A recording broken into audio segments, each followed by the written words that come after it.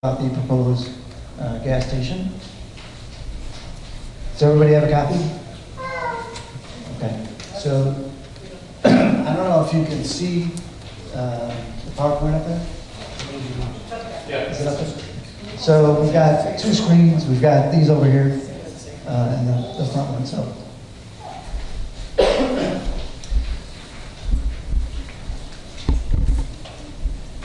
we're going to break this down into a couple pieces. VJ is going to give an overview of the planning items.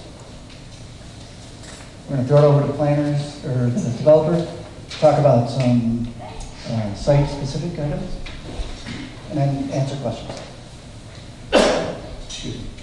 VJ, why don't I throw it over to you? Sure, yeah, thank you. I'm VJ Gale, I'm the planning director. I just want to give you a quick overview of what happened, especially for people that are kind of new. So this project went through the May 4th Planning Commission meeting, and they had requested 3 zoning approvals, starting with the plat of subdivision. They wanted to subdivide the 18.25 acre parcel into a 5 acre parcel specifically for the gas station. They requested for a planned unit development because it's a commercial property. The village code requires all commercial properties to go through a planned unit development process, even if they don't need any variances. And in this case, they're not seeking any variances.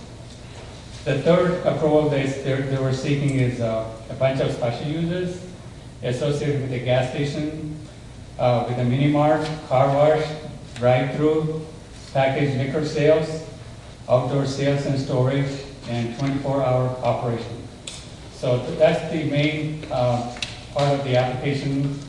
The special users need to be looked at if they're producing any negative impacts on the properties, and the purpose is to hear those and try to mitigate to the extent they can. So that's the main focus of the application. So beyond that, they agreed to comply with the sign code, they complied with the lighting code, and the engineer is going to get into specifics of the stormwater detention. They're providing a detention to hold 100-year storm. And with all the improvements they're doing, the site is going to hold 1.5 times the amount of floodplain storage after it's completed. So with that, I'm going to turn over to the project engineer to go through the site specifics. Thank you, BJ. My name is Brian Hertz from MG2A. Been working on this site for a while now. The first page here. Can you use the mic so they can hear in the back? Sure. Okay, I'm Brian Hertz from MG2A. The site is 5 acres, 5.02 acres in area that we've shown on this plan here. This shows the existing conditions with topographic survey. Shows the existing roadways, 159th Street on the south, Gallagher Road on the west, both of which are under IDOT jurisdiction. Gallagher Road, IDOT jurisdiction extends up to roughly just south of the gravel driveway that you see here that runs back to the existing farm property. Right, okay. The aerial that's up on the screen there now, it shows some of the distances from our site to I-355, approximately 1,000, 1,200 feet. I haven't heard that reading that. But so we're within 1,000 feet of I-355. The nearest the development there to the north, that subdivision is roughly the same distance away.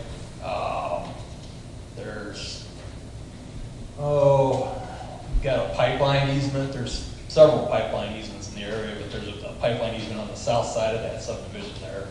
We're about, 700 feet from there? I believe so. Yeah. So we've got some stuff shown there as far as what's in the vicinity. On our topographic survey here, we showed that there's a drainage way that extends from the southeast and kind of flows towards the west. That's how it drains today. There's this dark line that you see here, that is the existing conditions mapped floodplain. So if you pull up a FEMA map and look at it currently, that's what you're going to see is this. And it's an approximate location. As you can see, it doesn't really fit with where the existing study floodplain limits are, which is kind of, because it's a zone A. Zone A's are unstudied. So along with the floodplain, there is a wetland associated with that. The wetland line is this line here that's dashed, and it's got a longer segment and a shorter segment. It's the dashed line that comes back here and continues around. It kind of follows the floodplain line, basically. So part of the project is we have to relocate the floodplain and the wetland.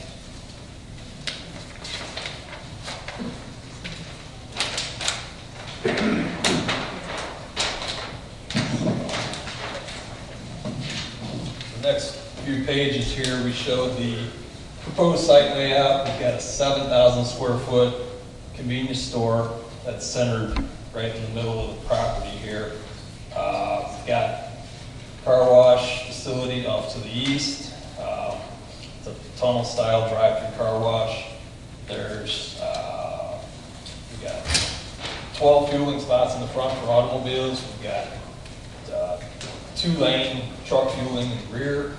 There is 3 access points to serve this site, showing a right in, right out on 159th Street. We've got a right in, right out, and a left in on Gauger at this southern entrance on Gauger. And then we're showing a right in, left out only with a 18-inch height barrier curb. So that's going to be a barrier to prevent any movements to try to turn left and go north on Gauger. So that north entrance is strictly left turn or south turn. You got it mixed up. No, it's right in, left out.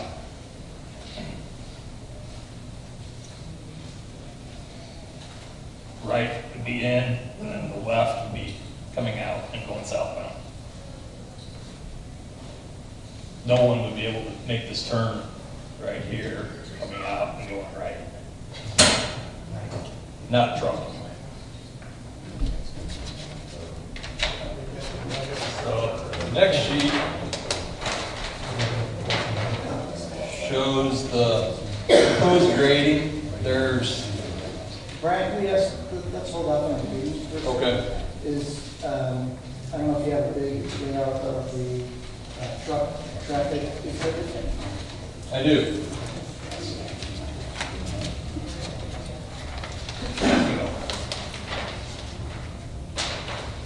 Okay, so on this sheet, we show the entrances that I described. But then we also show, we've got a ash tow design vehicle, a WB-50 tractor trailer, semi-truck, which is all the red dashed lines. So that's showing how their movement and their path would fit with the proposed pavement and the location of fueling dispensers and the buildings and the entrances. So the red dashed lines are the semi-truck design vehicle. Like down here, you can see where the truck would come in. This would be for fuel deliveries. The semi would come in, the tanker would deliver the fuel to the underground storage tanks in the front. It would continue its way out and exit onto 159th. Similar to that, we have a right in off 159th that trucks would come in. They would proceed along the east side of the property and then make the left turn heading west. And they could either bypass the fueling lanes altogether, or they could, pull through the fueling lanes and get their fuel, come back out, exit, and continue southbound on Gauger back to the traffic signal. The blue dash lines that you see here, that is like a box truck design vehicle. A box truck is something that's not classified as a truck, so it could be coming from northbound Gauger Road heading south. And what we're showing is that they can make the turn off of Gauger coming into the site and it fits within the proposed pavement geometrics here. So that's kind of the truck movement plan that we have. Could you highlight if a truck's coming off 355? Sure. How they could work through the site? Well, they would approach the signalized intersection here. They would want to make a left turn. We don't have any left ins down here. There's going to be a median on 159th once the road improvements are done. So they would have to make a left turn on Gallagher and come into the site. They're going to, a normal truck is going to bypass this entrance. They don't have any business in this area. So they're going to go to the truck fueling. They make their right turn in, get their fuel, come back out, and exit onto 159th. Similarly, trucks that make a left turn on Gallagher Road and realize that it's a posted no truck route, they're going to be able to turn into the site and they can continue on. They can get fuel, or they can bypass the fuel and go right by, come back out to 159th, get back on the truck route. Could you also highlight the signage that was talked about? Yes. Right. Right. If you look at the screen, on the television screen, we're showing a traffic signal pole with a mast arm, and then there'd be a posted no truck route sign located just north of the project. So just north of the gravel driveway is where we're proposing to locate that sign that would alert semi-truck drivers that, hey, this is a no truck route. If I'm northbound on Gallagher, they're going to see that sign and they're going to have the opportunity to exit through this project. I mean, this is it's providing a solution really for the trucks to safely turn around, because they're just going to drive through the site, come back out, go to 159th, and be on their way. Can I have a question? Can I ask a question? You have the trucks coming from the west, turn left into that, onto Gower and go in, and then turn right, okay, go around, go right. What about the trucks that are heading, when they go out that back entrance? You can't have a truck heading east and then coming out heading west. There has to be, if they're coming in for gas, there has to be a way for them to continue on their route east. So you're asking how would a truck come in here, get fuel, and then come back to the east Did they come out or to the that way, west? where the cars come out? Yeah, they would come in here and turn right. I'm not sure I'm following her question. Yeah, they would come through here and then come back out to the right in, right out, and exit, go back west. No, but these trucks are traveling from the west to the east. They're stopping for gas. Right. They don't want to go back where they came from. They have stuff that they have to put on the east. Oh, so you're saying how would they How would they continue go back east? Right. Okay. Yeah. That, the truck would come in, they would make their way north, they would come in, they would get their fuel. Then there's sufficient area down here for a truck to make the full turn. You can see this little bump out in the corner. So they would have to make a U-turn there basically, come back out. But there's room where the cars come out for the trucks to come out. Yes. Okay. Yeah. Good question. Go back east, yeah. So that's basically the traffic patterns. Is there anything else we wanted to touch on with traffic? I'm sure there's going to be more traffic questions. Why don't we go through a couple more slides of the site plan? And we could double back, because I think that's going to be a main driver. We could double back on that.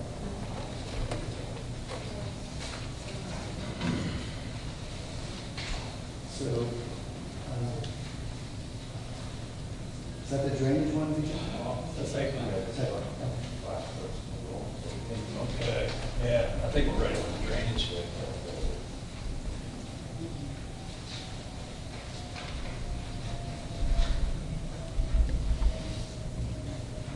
Got it there.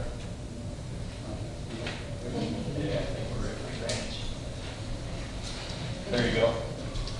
All right, so this is the proposed grading plan. It shows how we're providing stormwater detention on the property. The stormwater detention pond would be located on the north side of the property. There is, let's see, we've got the compensatory storage / floodplain mitigation area down here on the south end. So down here, there's an existing box culvert that crosses 159th Street. That is feeding the floodplain area currently. So there's about 60 or 70 acres that's upstream that drains to that box culvert down here on 159th Street. The proposal is to provide this rerouting of the floodplain and wetland area that currently crosses through about right here. You can see some of the dashed lines still showing where that is in relation to all this. The compensatory storage area is required to provide 1.5 times of the floodplain volume that's existing on the property. So the way we figured that out is we have to use our topographic survey, and we cut cross sections through in several locations, and then we figure out how much volume is contained in that floodplain area. And then the same volume needs to be provided, only 1.5 times as much in the compensatory storage area down here.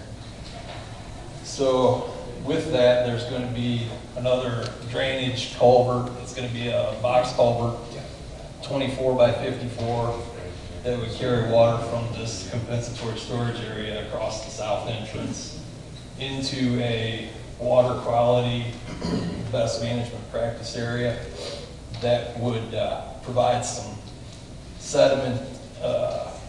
It's going to improve sediment. It's going to let the water sit there and promote some infiltration, and then once it finds its way out, there's an existing storm sewer pipe that crosses Gallagher Road now, which is what that will discharge to.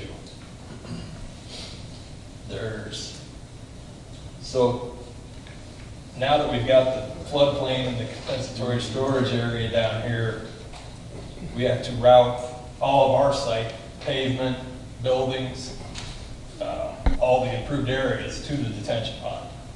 So we've got 1.5 times as much storage for the floodplain, and then we're also providing storage for the detention. That's what's required by ordinance, and we're going to meet those requirements. I have a question. You talked about going under Gallagher Road into a storm sewer, and then where does it go? There's an in section right to the west side of Gallagher Road, a 30-inch concrete in section that discharges to a waterway. Across my property. Right. And that's Okay. Well, it exists there today.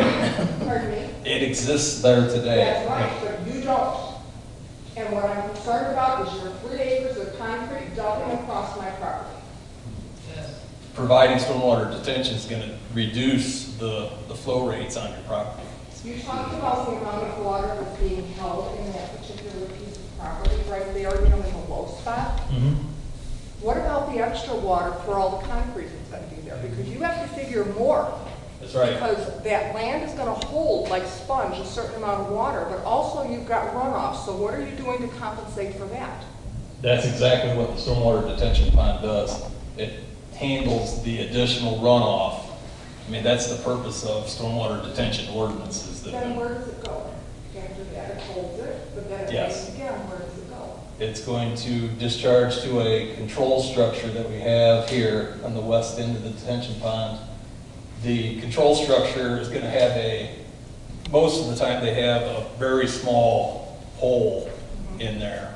So you've got a 12-inch pipe that you're going to see on the outside of it here, but in the restrictor manhole is what it's called. They have a wall that they build in there, vertical wall, and then in that wall we have to provide 2 openings, and the openings are usually about 2 to 3 inches in size.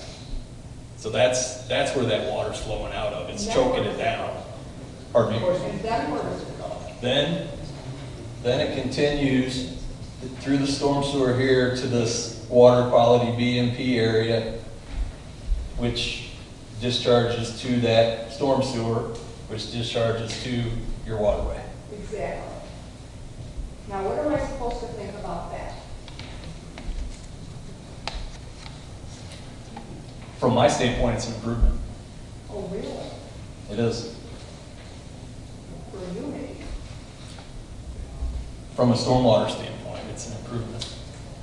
I don't see how. What's the depth of that pond? This here is most likely going to be a wetland bottom type of pond. So, Depth? yeah, the depth is going to be like 6 inches. 6 inches? In it, the depth, right. So from the invert or the bottom of the pond, we're going to have a 6-inch depth, and it's going to have wetland bottom in it. But You're gonna have a then, mosquito factory. hold on. It's from that outlet elevation going up, it's going to be rough. Well, what do we got here? High water 742.8. So we're building 5.5 feet roughly. 5.5 feet of bounds is what they call it. So from the normal water to the maximum it can be is 5.5 This is feet. of concern here. What if you hit sand, gravel, rock? Because just across the road where Pat's talking about, the ditch has exposed glacial till there. Rock, sand, boulders. What if you dig that pond, you find that rock, sand, gravel, and you got all these people on Shady Lane where that water is going to come down through following the rock, sand, gravel, and then when they wake up and here's a gusher coming out their wall of their house. What about that? Actually, these detention areas, they're promoting infiltration now. So I mean, that's basically what you're describing is infiltration. I'm talking about the percolation through That's right. the sand, gravel, because you know, if you look at the ditch she's talking about, you've got glacial till there. And it could easily follow that path right down and destroy those homes in Shady Lane, if that happens. Yeah, that's what infiltration is infiltration is returning the water back to the groundwater source. This site is significantly, I'm thinking, I don't have the topo of what the grades are to the north, but I mean, we're talking about like 30 feet in surface elevation change from ground surface to We're there. talking 80 feet from the hill. From the to- hill, to yeah. Cinnamon Creek. Right. Would you like a bucket of water 80 foot over your head? You're hanging water over these people's head. That's just, that happens. There is, that. No, if you drive down the road, you're gonna find a development that has a stormwater detention pond on it that's probably 80 feet above us now. Well, ask the people in Pebble Creek about all the stormwater they've had. They had stormwater detention ponds too, and homes flooded out several years ago, and nothing was done about it. So you're talking about, like you said, hanging a pond 80 feet above our heads, washing down, and even perking into the ground, you're still adding a significant amount of water because you've got all that hardscape. It's got to go somewhere. Right now, you've got a 17-acre parcel that it can soak into. Now you're reducing it to 5, then you're reducing it to an even smaller amount because you're putting it into a smaller area. You put that much water into a smaller area, you got more perk. So you're going to get water down there. And we already get water flowing down that hill, down into the street. So you're going to get even more. Plus, you're going to be adding that much more water to Fitterman Creek. That's the purpose of our outlet, is to let the water get out. And then what about all the chemicals on the hardscape to wash through that? Right. The hardscape water is restricted. That's the Chemicals purpose don't go of into the the ground outlet. then? The chemicals and the oil and gas and fuel doesn't go into the ground then because it's restricted at that time? No. We're not having chemicals and oil and gas go into our detention pond. Where's it going to go? We have to do a few things to to handle that situation. There's storm sewers all over the site. That's all these dashed lines that have little arcs on them there, and the black squares are curb inlets. So we're picking up all that water and we're sending it in the storm sewer to these locations here. There's 1, 2, 3, there's 3 locations there at minimum that are gonna have catch basins. Catch basins have depth that they build in the structure, concrete structure. You know, so there's 3 feet roughly below the bottom of the pipe outlet that takes the water to the detention pond. So that area there is a collection or a containment area. There's also going to be snouts, they call them. They go on the upstream side of the pipe, you know, to close off that opening before it discharges into the detention pond. So it's an oil and grit separator, is what it is. So that the materials have to settle down into the bottom of the catch basin before they discharge to the pond. So those catch basins will never fill all the way for that oil to float on top of the water and then make its way into the pond. Will they ever fill all the way? Yeah. But that's what the snout is for. Right. I mean, if we got a 500-year storm, they might fill all the way, but I mean, you know, anything can happen. Nothing's safe from flooding. 10 feet, over 10 feet deep. Pardon me? Vinnie Creek gets over 10 feet deep after a good rain. Sure. Okay, and you're gonna have all that other discharging down that way? It's gonna discharge to the storm sewer here that discharges to this basin here, which discharges to the storm sewer that discharges to her property. As I remember, what you said at the last meeting, there's going to be a sewer system. Now you're talking a little different about it dumping out across my property. It's true. Well, you're talking about a sanitary sewer system? I think so. Yeah, that's different. Sanitary sewer system is what would handle the utilities, so the domestic waste from the convenience store, the car wash, water discharge, that would be handled by the sanitary sewer. Okay, and what are you going to do if the sanitary sewer is not in by the time you're ready to open? The car wash is going to not operate, to my understanding. Okay, what about the rest of it? What are you going to do with your sewage? What are you going to do with your toilet waste? For the convenience store, Yes. we have to have a backup plan. I mean, the village is on track, as I understand, to have public sewer and water available by the end of the year. And what are you going to do if it's not? It depends on timing. Depends on timing. But if it's not in? If it's not, in, are you going to open? And what are you going to do with all your food? one option would be a temporary septic field. Septic, seepage field. Is that awfully expensive? Hmm? Is that awfully expensive? And where would you put it? Most likely just to the north here, on the other side of the gravel drive, I believe. So that means you're going to have to buy more property then? Because you put it on that property, am I right? That would be worked out. I mean, that would have to be handled between the developer and the seller of the property. Okay, it sounds very ambiguous to me. Yeah. And that's, we have to have a backup plan in case the sewer is not there, Yeah, I think the plan is obviously for the storm sewer, not storm sewer, sanitary sewer, those are going out to bid this summer. Most likely July for sanitary. Same with the water. The water is going to be dependent on the state property, the right-of-way. The state most likely won't release the permit until the traffic is shifted to the other side of the street. So the sanitary sewer, we're pretty confident that we put it out to bid, that it'll be operational by the time they need it.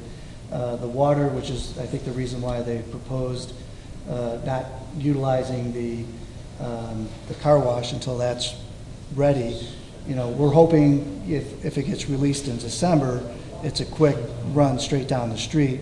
But obviously, no one knows what the weather's going to be like and those kinds of things. So I know a lot of times at previous conversations there was concern with if they had to do a well or a septic system. Either way, we've got gas stations, for instance, in the community that are on both well and septic. And there's one on 100. I'm downhill. I get it. Let me just finish. And so, you know, what the developer is trying to do is work with our plans on the the water and sanitary, and deal with those. When they talk backup, they're talking, you know, they've got to, as a business, figure out, well, what happens if something comes up, whatever that might be. Strike with a contractor, you know, something happens with the state road, whatever, early snow, you know, those kinds of things. So we completely understand your concern from a drainage standpoint. That's part of the reason why we want to have the neighborhood meeting, so we can have more of a dialogue. It's easier to have this kind of conversation than at a formal public meeting. And so, you know, I think from a stormwater standpoint, it's complicated to understand. And correct me if I'm wrong. The way this project needs to be developed, meeting our codes and meeting federal codes, they are not supposed to disperse more water off-site, right? So as it stands right now, you're getting water through field tiles across the road onto your property, correct? It's not just the field. Well, But yes. right. So generically, right? Okay, So so if this project is supposed to be finished by September, October, is that correct? Do I understand you correctly, September, October opening, is that right? It depends on. Projected? a lot of things. probably later in the year. November, December. Could you have that sewer system in? You talked about opening it for bids in July or so, sir? Yes. How long does it take to actually build it and get it through them? Because you have at least a mile to go, right? Right. We think the sanitary will be done by the time they operate. The water, it depends on when the state will allow the construction to begin. So it might start, they're telling us they're going to switch the road over late November, and then we can start on the construction from there. Who's paying for the sanitary line? The village is putting the sanitary sewer, the main sanitary sewer in, as well as And the are water there line. so would it be solely to hook up the gas station, or are there gonna be other houses that you're making tie into it? So we don't have a great plan here on the sanitary, but the sanitary is kind of running along Fittimet Creek, you know, just to visualize that. And then it's going out to Gauger Road and then connecting up to the system in Lockport. And so there is a proposal, so we're bringing the sanitary to the site. So back further into the site, the developer would have to bring a line to the stub. It would be theoretically an easement adjacent to the residential neighborhood. And so theoretically, the residents could tap into that system as well. Excuse me, Sir. I've followed that, I've been there. When the Forest Preserve approved the sewer line, it was for the commercial development of 159th Street only. We wanted access. They said it will be for commercial access on 159th. Now that's your agreement with the Forest Preserve, you can check that out. So if you're bringing it through the Forest Preserve, that's the agreement. Now, if you're going to bring it down Gounder Road, that makes a whole new ballgame. It needs to connect, it's going through the Forest Preserve, and you could probably picture the small Forest Preserve piece that they have that's adjacent to Gauger. To connect up to that, it'll need to go down Gauger a couple properties, across the street, and then connect up to the main system. That's where Right, it on connects. across of Gounder, Sure. comes across a couple of properties, then goes into the Forest Preserve, goes east, goes south, and then it hooks. I think there was 3 inputs that they would service 159. But Gounder and Shady Lane was not to get access. Wasn't aware of that. So you're gonna have to clear that up with the Forest Preserve if you're gonna give anybody else access. We'll verify that. I'm not sure I think with the forest preserve is where's the lines coming from, and then where are we getting access off? And then once we get access off, I think it's available to be connected up to other properties, whether it's commercial properties or residential properties. But we'll verify that. We'll verify. I was there. I went through that for years, and that was the thing. They said no. The Forest Preserve kept saying no. For commercial connection for 159 only. Well, that's, in fact, The line will run right adjacent to the neighborhood, so it makes sense that.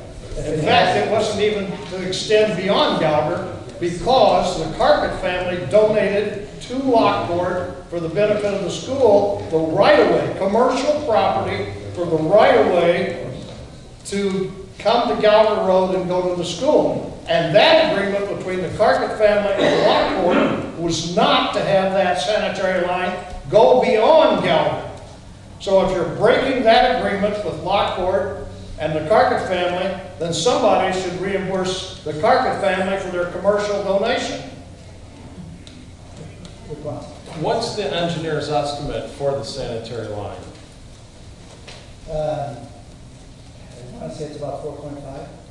4.5 million? And it's for the sole purpose of, so the only commercial development that you currently have, that the $4.5 million that we're going to spend to run the sanitary line is the one that we're talking about tonight? That's the only current one probably out there.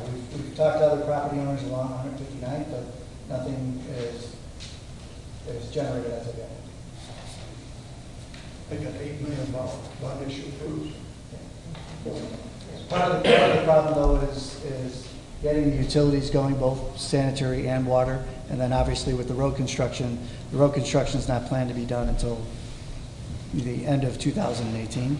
So all those things by themselves kind of, trigger when developers want to consider going into a certain area. So as you get further down the street, you're still dealing with a lot of the construction. So we hope that a lot of this, as these systems get in and as the road starts nearing completion, that we can get more activity up and down that block. Now, you had mentioned the well also. I know the car wash won't be operating if you're on the well. How deep are you going for a well? You know what, I think that's all dependent on what capacity they would need and what the ground would, I mean, that's purely an option. I know that they don't want to have to go I to know, that. but it's an option that Sure. all the people in Shady Hollow are concerned about because the wells around there go anywhere from 120 to 180. Sure. And so you hit it on the head. It all depends on again, I'm no expert on wells. All depends on the capacity that you need. It depends on where the location is and what kind of water table and how far you need to go. Right? So what happens to all the people in Shady Lane and Shady Hollow if their wells start going dry after they dig a well? For use for a commercial development. Sure. I'm not sure there's a one-to-one correlation on that hypothetical, but I think you can make an issue where wells go dry, right? You're on a well system, I take it. I've lived out here my whole Yeah. life. So wells can go dry, and sometimes you need to drill deeper, right? Well, they go dry when somebody else taps in and starts pulling water. Especially a commercial development. that uses water. Why can't you get the water from Lockport? I mean, Lockport's reaping benefits from everything around, it seems, so why can't you get the water from Lockport? Get the city water from Lockport instead of drilling a well and having everybody out here worrying about their wells going dry. Sure. So there is a plan to bring the water down to connect up to the pipe system over by Cedar. So we've got it designed. We're proposing to go out to bid. We could go to Lockport as well. It's just bringing it in a different angle, different way. So you have similar issues, right? You still have to bring it in from a certain location, tap it in. Lockport, my understanding, they're on well systems, they're not on Chicago water. And they have a similar issue with, how deep are the wells, do they have the capacity, all those kinds of things. So, our goal is not to, with this development, or quite frankly, any other development, to cause adverse effect to the neighborhoods. And so, you're asking some technical questions to a guy who's not technical, so I apologize if I'm not answering, a well question to the depth that you might like, but, what I would say is that this developer's goal, along with any other developer, would be to tap into the systems that we want to put in. When they talk alternates, that's purely in a kind of worst-case scenario. And what would happen if, you know, something doesn't happen and they have no other access? So they'd have to consider those options. I'm sure Rather that... than just wait to open until they have water available. Well, and I think from a timing standpoint, that's kind of where it's kind of triggering. I think what they're doing as a business entity is saying, you know, what happens if something comes up and there's no water for 6 months or a year or what, you know, I don't want to put a time frame on, but, you know. Well, you'd think though, if there's going to be commercial development, you guys have to have the infrastructure in place to support them. If you don't have the infrastructure in place, why are you putting a commercial development in there? Yes. It doesn't make, it's kind of putting the cart before the horse. You should have that available first, and then they can come in and do their thing. I think it's a timing issue, and I think based on what we're proposing, we think the timing will work out. Well, you think, but if it doesn't, then we're the ones who are going to pay the price. Yeah. Possibly. Possibly. And again, it's hypothetical, but if it does happen, then what happens to us? We're the ones left hanging out here to dry. Same thing with the floods, the water. There's developments all over the state that they say they do exactly what they're supposed to do by the book, and the residents still flood. And they say, well, we did what we were supposed to do. They wash their hands of it and walk on. So, and we're the ones that are going to pay the price. So, you know, there's got to be a consideration.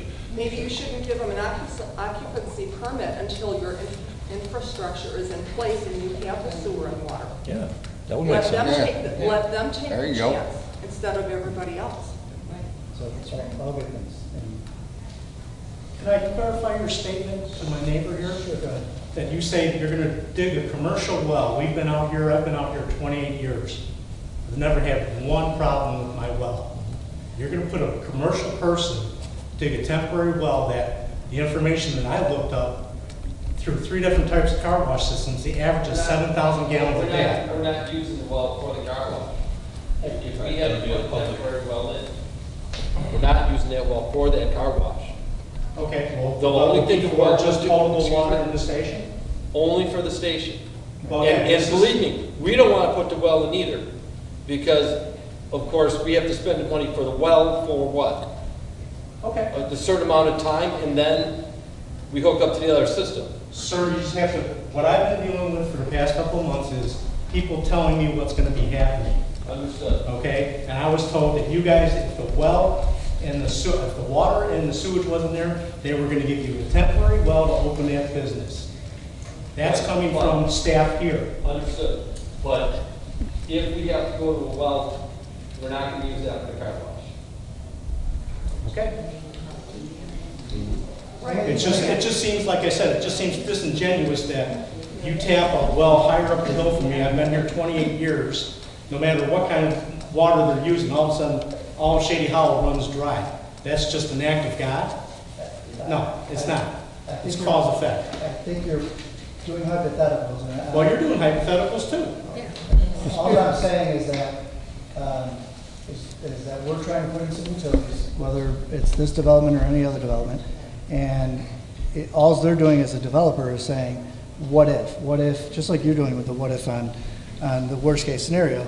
I'm not sure there's a cause and effect. I know there's a nervousness, right? So I have to rely on engineers doing their usage and designs, and to make sure they're done right. And again, there are developments that we have in the community that, again, another gas station that's on a well and septic system. So it's not that they can't operate that way. They're not perfect. I'm sure they would prefer not to even consider something like that, nor are we trying to encourage that. So it's purely just options. So Some of us are old enough to remember a car wash that went on the north side of Joliet back about the 70s and put all the wells dry in the south side of Lockport. And people lost their homes and all kinds of problems. Even after they went bankrupt and closed the car wash, some of the wells came back and some didn't. yeah. So People lost a lot. and I can appreciate And it that. happens because water tables can fluctuate, but sometimes you get air and the water can't get back. Right, and I appreciate the sensitivity. I think the developer is committed that they don't want to use a well system for the car wash. They can't And because you don't have the sewer system in. So Well- you're kind of talking,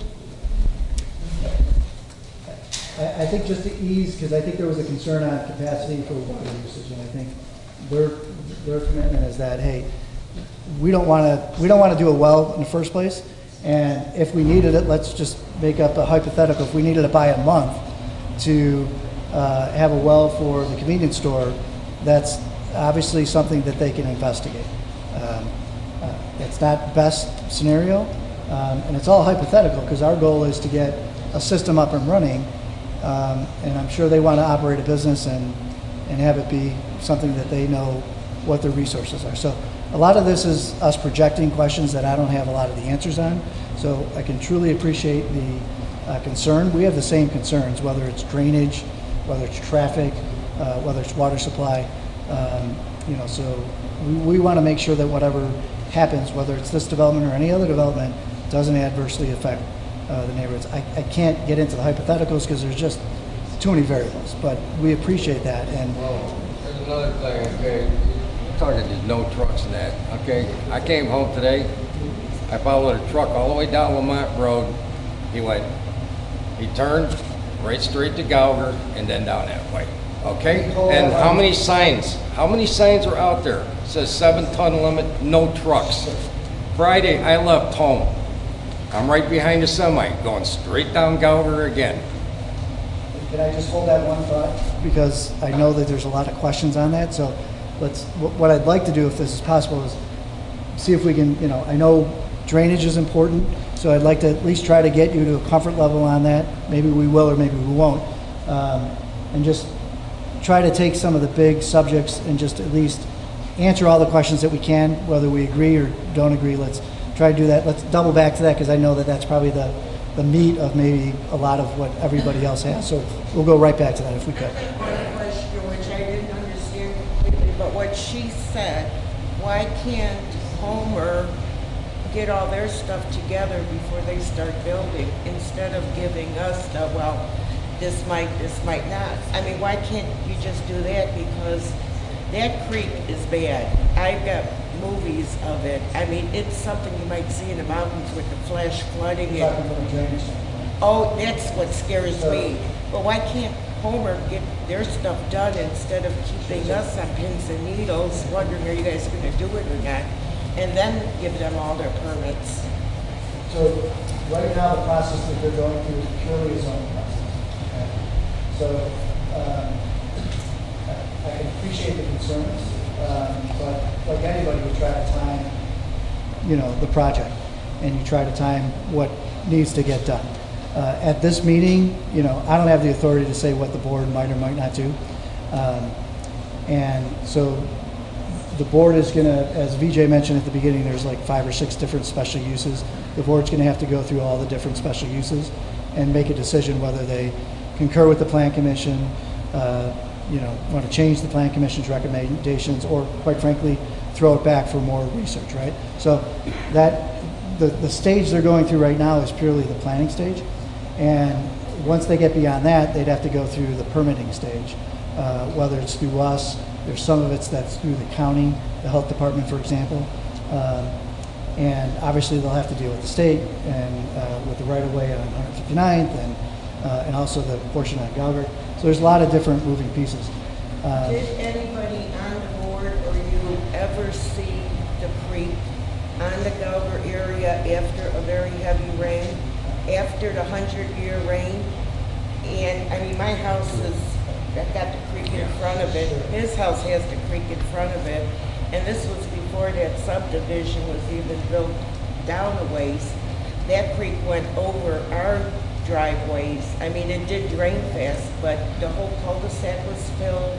No doubt. I personally haven't seen it. I know a lot of board members have seen the stuff. The road was flooded, and I'm not sure if she's in that big white house or not, but that whole creek on the west side of Galgard was just loaded with water flowing. I mean, it was bad.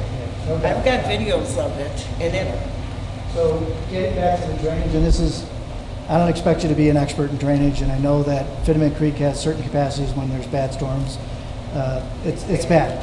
So correct me if I'm explaining this wrong, but the site as it stands right now, empty field, will this, even with the the concrete, the buildings, will that have more capacity than it does now or less? It's going to have 1.5 times as much capacity with our comp storage. It's called compensatory storage. So just to simplify, just to break it down right now, so I know the fear is, you got Fitteman Creek and all the issues with Fitteman Creek, totally get that. The thing to remember with Fitteman Creek is Fitteman Creek drains a huge drainage area. Yes. It drains multiple square miles. I'm going to guess 10 square miles or 5 square miles, some big number. This little drainage area here drains about 70 acres, which is about a tenth of a square mile. But I think the important thing, just to kind of, without being an expert, I know, sir, you've had a lot of experience on Fitteman Creek, but without being an expert on it, just understanding that with the design, whatever it might be, gas station, McDonald's, whatever it might be, the way they've got to work it, if it's more, they have to hold more capacity now than what's out there. I think generically, that's how you got to think about it. Don't worry about how deep the pond is or all that. That's what the engineers are paid for. So what happens is they hire an engineer who designs it. They send the information through us. We send it out. We re-verify it and then review it, make sure that things are addressed accordingly. When it gets built, we make sure it gets built according to whatever the engineer plans are. So I get the concern. This development's not going to fix Fitteman Creek, right? But to think about it just in a very generic sense, take the gas station out of it. Let's assume it's picture the best thing you can put, a new house, whatever you want to think there. They're going to have more capacity on the site with the improvements than it is now. So it's going to make it better. Will it make it perfect and fix all the other problems that are out there? No, and that's not their issue. I want to add to that, Yeah. because I talked to the state engineer regarding the widening of 159th Street. Basically what they've done is double the size of the culverts. The same thing IDOT did at 159th and Galvin. Now, they plan on holding about 2 inches of rain. So I asked him, what about when we get to 6 to 8 inch rains? And he said, God help you. We know what happens on Fitteman Creek, and we know the next time we get a big rain, it's going to be worse than ever, because instead of a 3-foot culvert, now they got a 6-foot culvert over there. And so on, and on top of that, instead of 2 lanes, we got 4 paved lanes. So as a result, we're going to get about 30% more water, and we're going to get twice as fast, which means, like I've seen it back in the 60s, the water likely will be as high as I-355 bridge, which means Shady Lane is be underwater. But this project isn't going to contribute to that. Yes. So, and here's what I'd say. And you bring up good questions. I'm not prepared to answer how IDOT engineered. So what I would suggest, we have these quarterly meetings with IDOT to talk about that road improvement. I'd ask you to come to those. We just had one maybe a month ago. We'll probably have another month or two down the road. The engineer is going to be there for that. That's the appropriate time on that one, because that's a near subject, but a different subject than what this development team is able to answer, and definitely beyond my capacity on that, because I haven't gotten into those details. But what we want to do here tonight, and I appreciate y'all coming out, is we want to try to separate the site-related issues, which have their own unique criteria, concerns for the adjacent property owners, and then the existing issues, because we're dealing with existing things on Gallagher Road and those things that this development may or may not have any effect on. So that was part of the reason to hold the meeting, is to kind of try to separate that, whether this development happens. We're still dealing with items up and down Gallagher and things like that. So let's just try to stay on one subject at a time if we can. So I know drainage is important and things like that. So any other questions? Margaret, go ahead. Okay, the subject now is water, is that what you're saying? Drainage, let's just stick with drainage first off. And Okay, drainage, yeah, okay. if there's more questions on that, then we can try to answer. Well, okay, I do have a question about drainage. Are you aware, has been explained to us that natural filtering into the ground takes treats some pollution? In other words, it's better than a concrete flow with water flowing in the concrete. If I don't believe the drainage and the pollution is so. How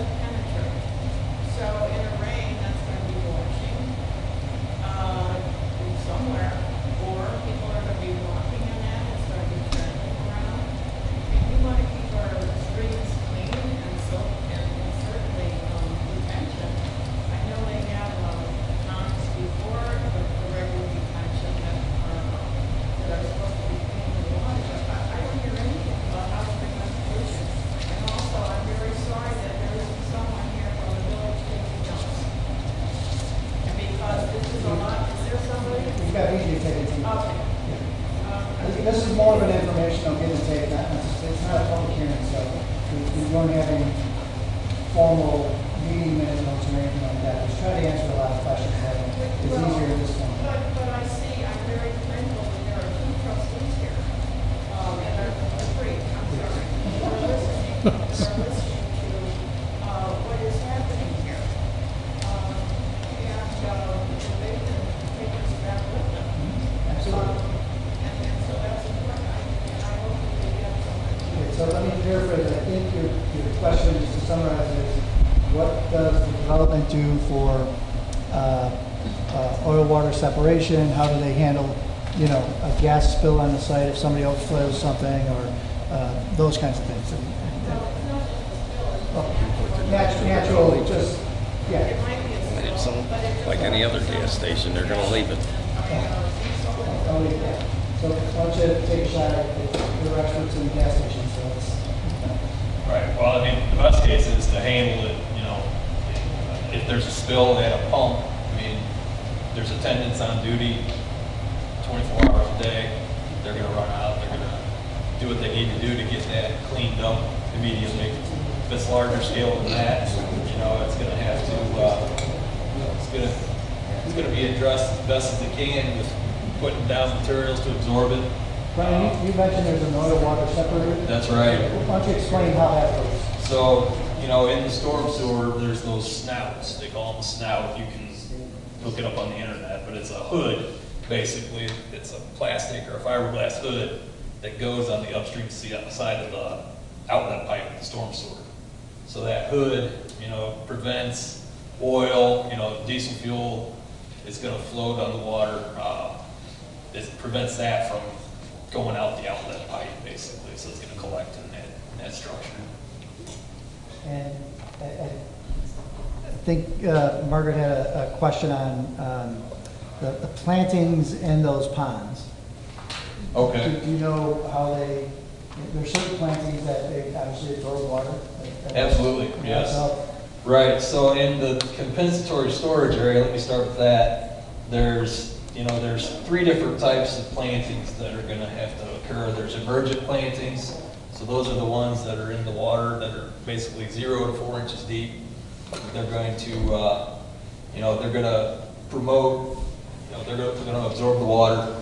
That's going to improve water quality before it exits the site. There's wet prairie plantings, so these hatched areas here are kind of on top of these smaller pool areas where the emergent plantings are. It's the cross hatching that you see on the screen. You probably can't see it up there.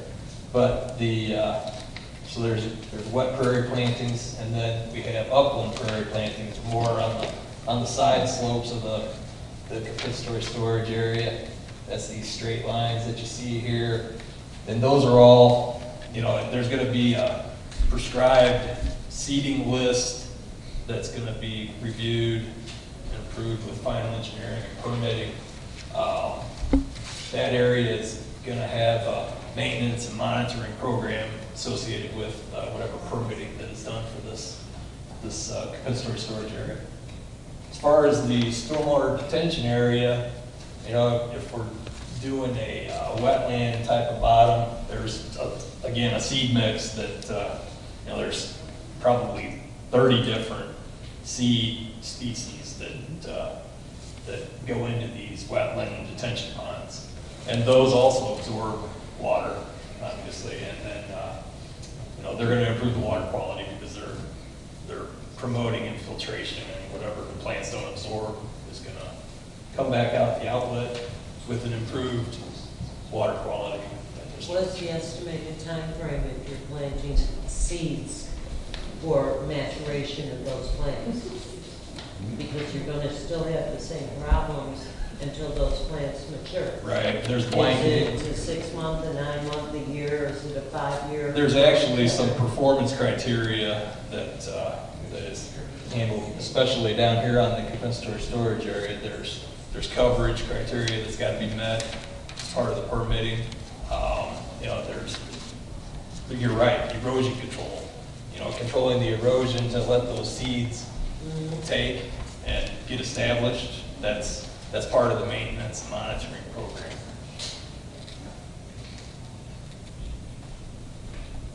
you brought up taking advantage of that 30-inch culvert. And for us, that, just a few years ago, that 30-inch culvert was a beat-up 18-inch that was about 12 inches. Right. So that's why we're kind of sensitive to the fact that we're getting twice as much water and twice as fast, or even faster. But remember too, that our detention pond is taking basically 5 acres of area, and it's collecting that water and releasing it at a restricted outlet here. So we're gonna have little, 3-inch holes, openings in the restrictor wall before it discharges into the sediment basin here, where the water would pool and then discharge to that 30-inch pipe. And I think that goes back to what we were trying to say, is that you, with the future plan, if it gets built, will actually be less of a burden on your, on where it's going currently onto your site. And not that you might not be experiencing issues on your site, but that the proposed development won't make it worse and won't add more capacity to that. They're going to store more water on their site.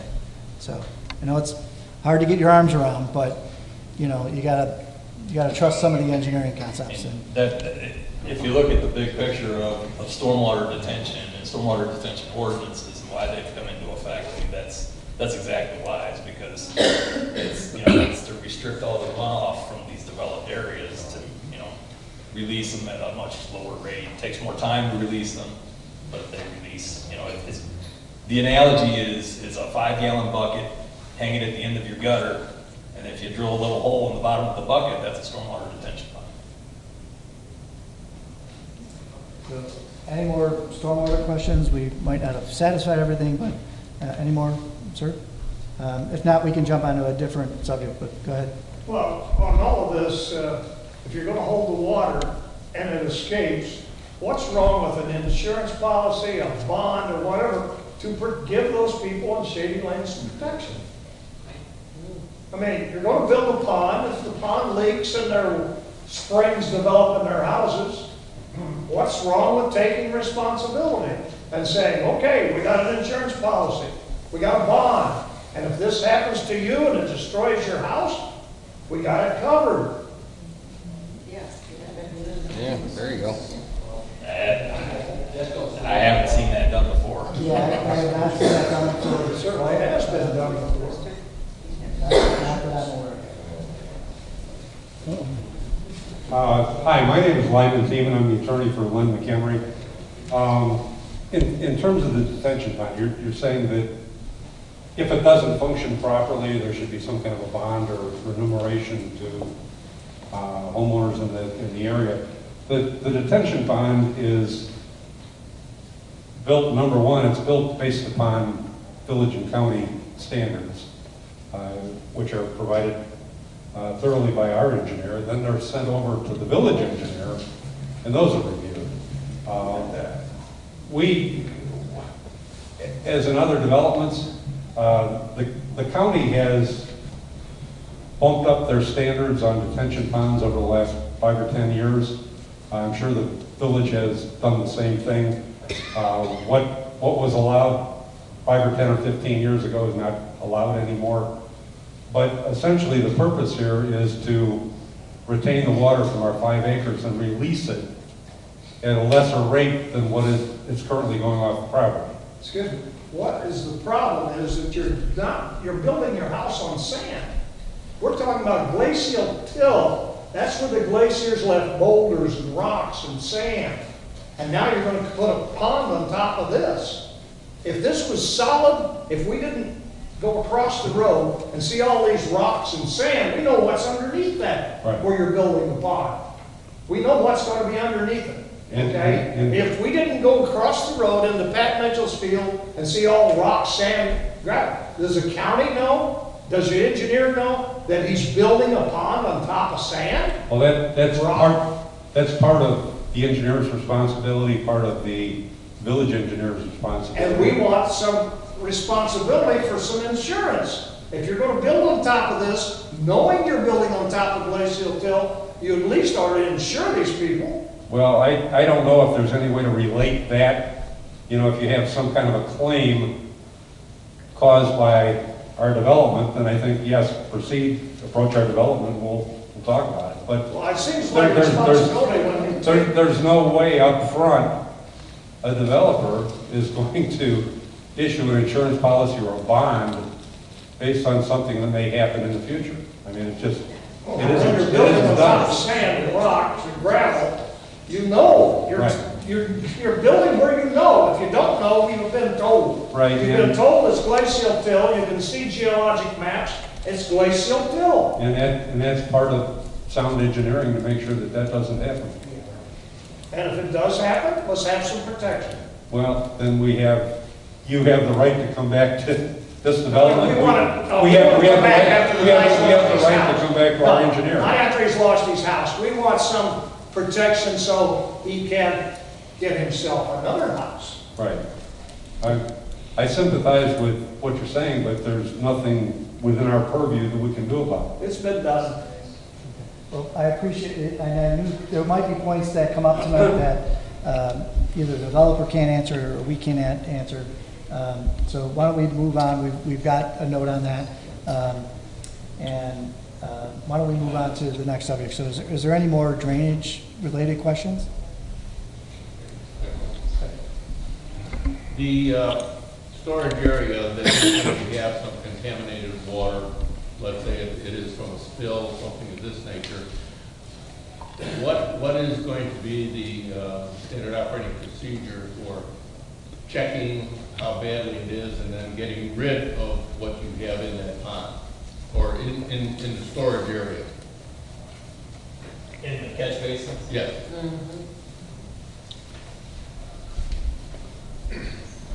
So, in the unlikely event that there's fuel or whatever that makes it to the catch basins, I mean, that's gonna be on the attendant and the owner to address those areas. They would need to, probably get a vac truck there as soon as possible and I think, get it Brian, removed. maybe you can, and maybe one of the team members can talk about, with gas stations, there's different safety mechanisms. So there's a breakaway on the hose that shuts things off. There's alarm protection and leak protection on your tank systems. I mean, so there's a myriad of different aspects. I know people are worried about maybe it's just somebody with, taking the hose and pouring it or spilling it, but there's different things that can happen, and there's different alarms, protections, and those kinds of things that they get. And this is standard across all gas stations. It's not something that would be specific to this particular one, but maybe you guys could elaborate on some of those.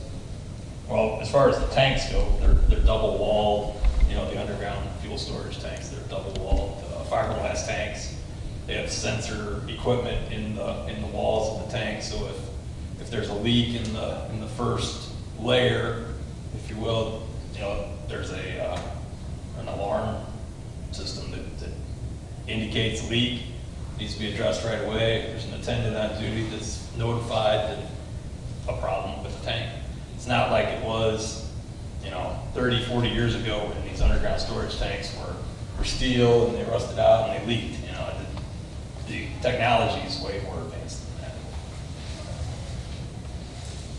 Well, will your control system shut itself off even without an attendant? There's an automatic stop, I believe. If there's a leak in the tank or piping system, it shuts down the system. For a spill under 25 gallons out of the driveway, we clean that up ourselves. If it's over 25 gallons, we're required to call notify the EPA for a spill, and then call out the company to come out and clean it up.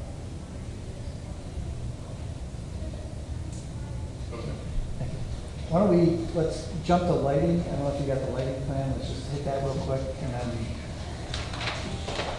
in case you have any questions, and we'll double back to the traffic issues, because I know that's still a lingering concern. All right, this is the lighting. You'll love plan. this exhibit. This is a great exhibit. This is, yeah, this is a grid with a lot of numbers, basically. So this is the photometric plan that's been prepared for the site. There's a table off to the side that indicates the fixture types and the amount of each fixture, the lumens that each one puts out. There's some other factors that go into this total lumens calculation for the site. Our lumens per acre are about 95,000 per acre, which is under, I believe, the maximum required by ordinance of, I think it's 100,000 if I remember right, per acre. This is all LED lighting. It's high-tech lighting. This is not a lighting scenario from 20, 30 years ago that you could see from 5 miles away. You know, this is low-level, direct, cut-off LED lighting. So it meets our dark sky ordinance? Yes. No variance. We went through several reviews, meets the ordinance.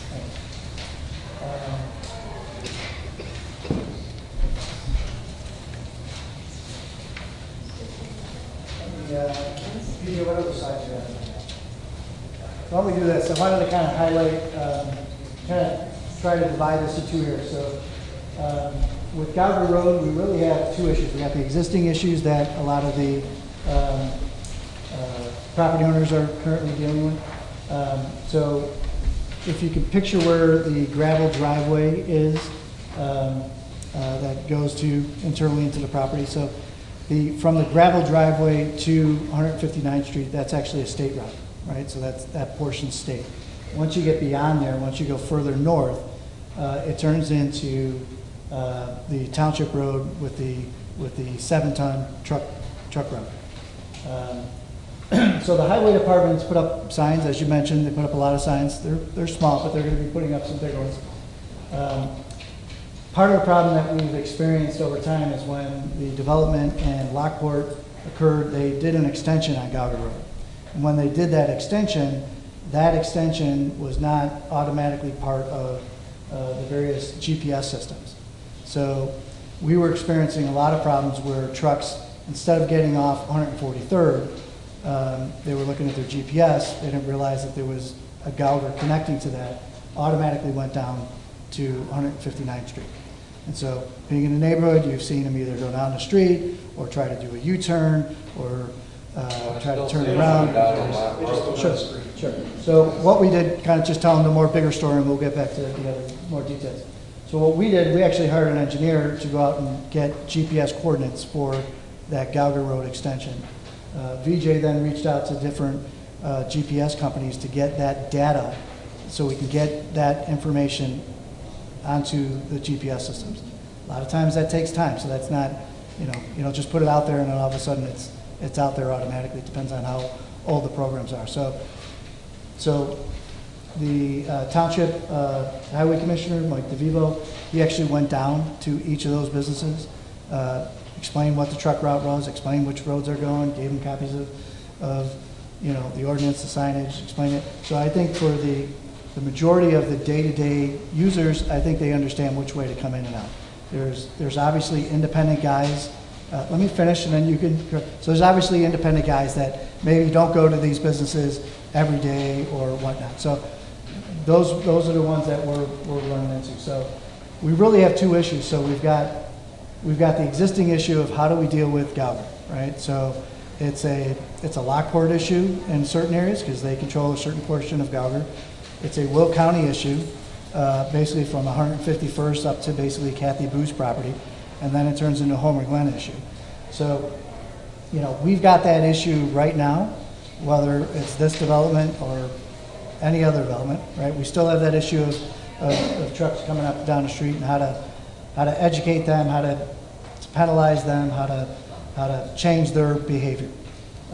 So, just kind of big picture, Will County, we've got the contract with Will County to patrol Homer Glen roads. So obviously they do our area and unincorporated area. They have 650 square miles. That's a lot of areas for them to patrol. The village of Homer Glen has 22 square miles. That is still a lot. So VJ, go to the next slide. So I know the concern is we haven't done a good enough job and I'll say we, I'm just gonna say across the board, government hasn't done a good enough job of doing enforcement and changing the behavior. So I reached out to Lockport, and I said, tell me at your small section of Gauger, where they're not supposed to go. So they're supposed to go north to 143rd, jump back on the interstate. Obviously, some of them go south, right? How many tickets do you issue? So just in that small section, they've issued 90 since last January. Doesn't sound like a lot, but it's really a small segment for them. Will County, and this is both our little Kathy Boo section up to 151st, did 595 stops since last January. Okay, so that included everything from trucks to speeders to, you know, whatever, DUIs, whatever. Just on Gauger, just in that section. So the traffic hours, this is kind of hard to see, but you got the PowerPoint. It was 85 hours physically out on the street for Will County. These are dedicated, you know, go out, sit on the street kind of patrols. Total hours, this is when people are calling to complain, when they're bringing it up in roll call, when they, you know, dispatch people out, all that, writing the reports is 180 hours. So that's been what has been done to date. And as a former mayor that I worked with always said, we could always do better, right? So it hasn't solved the problem, right? You still have trucks either turning around, doing U-turns, still going north, still going south, and still going down that road, right? I don't have a count on whether it's 1 a day, 10 a day, 20 a day. I don't know what that count is. It probably varies. Do you So, know financials? so I'm sorry? What it cost the township, say Lockport or Homer or anyone else, what the cost of it to patrol is versus the revenue that's gained by patrolling it? I don't because, A, I don't know what Lockport pays their officers, and B, they get the revenue when it goes to them. When we do it, we don't collect the revenue on those traffic stops. So if Will County is writing those tickets, it goes through Joliet. So our goal is not to have it be a revenue stream, right? We want to correct the problem, right? We want to change the behavior. But there's revenue attached to it. There's revenue, Somehow. but there's revenue attached to it through the tickets, and that's meant, at least in the way I view it, is meant to deter the issue, not to be a revenue stream for the organization. So I only put this up there because I know that there's concerns that we're not doing enough, or that we're doing anything. We're not doing enough. So we have to deal with this issue whether the gas station gets approved or not. So I know that since the last meeting that we've reached out to Will County. Let me finish and I'll jump right back to you. I'm talking to your neighbor. Let me just finish my one thought, and let me.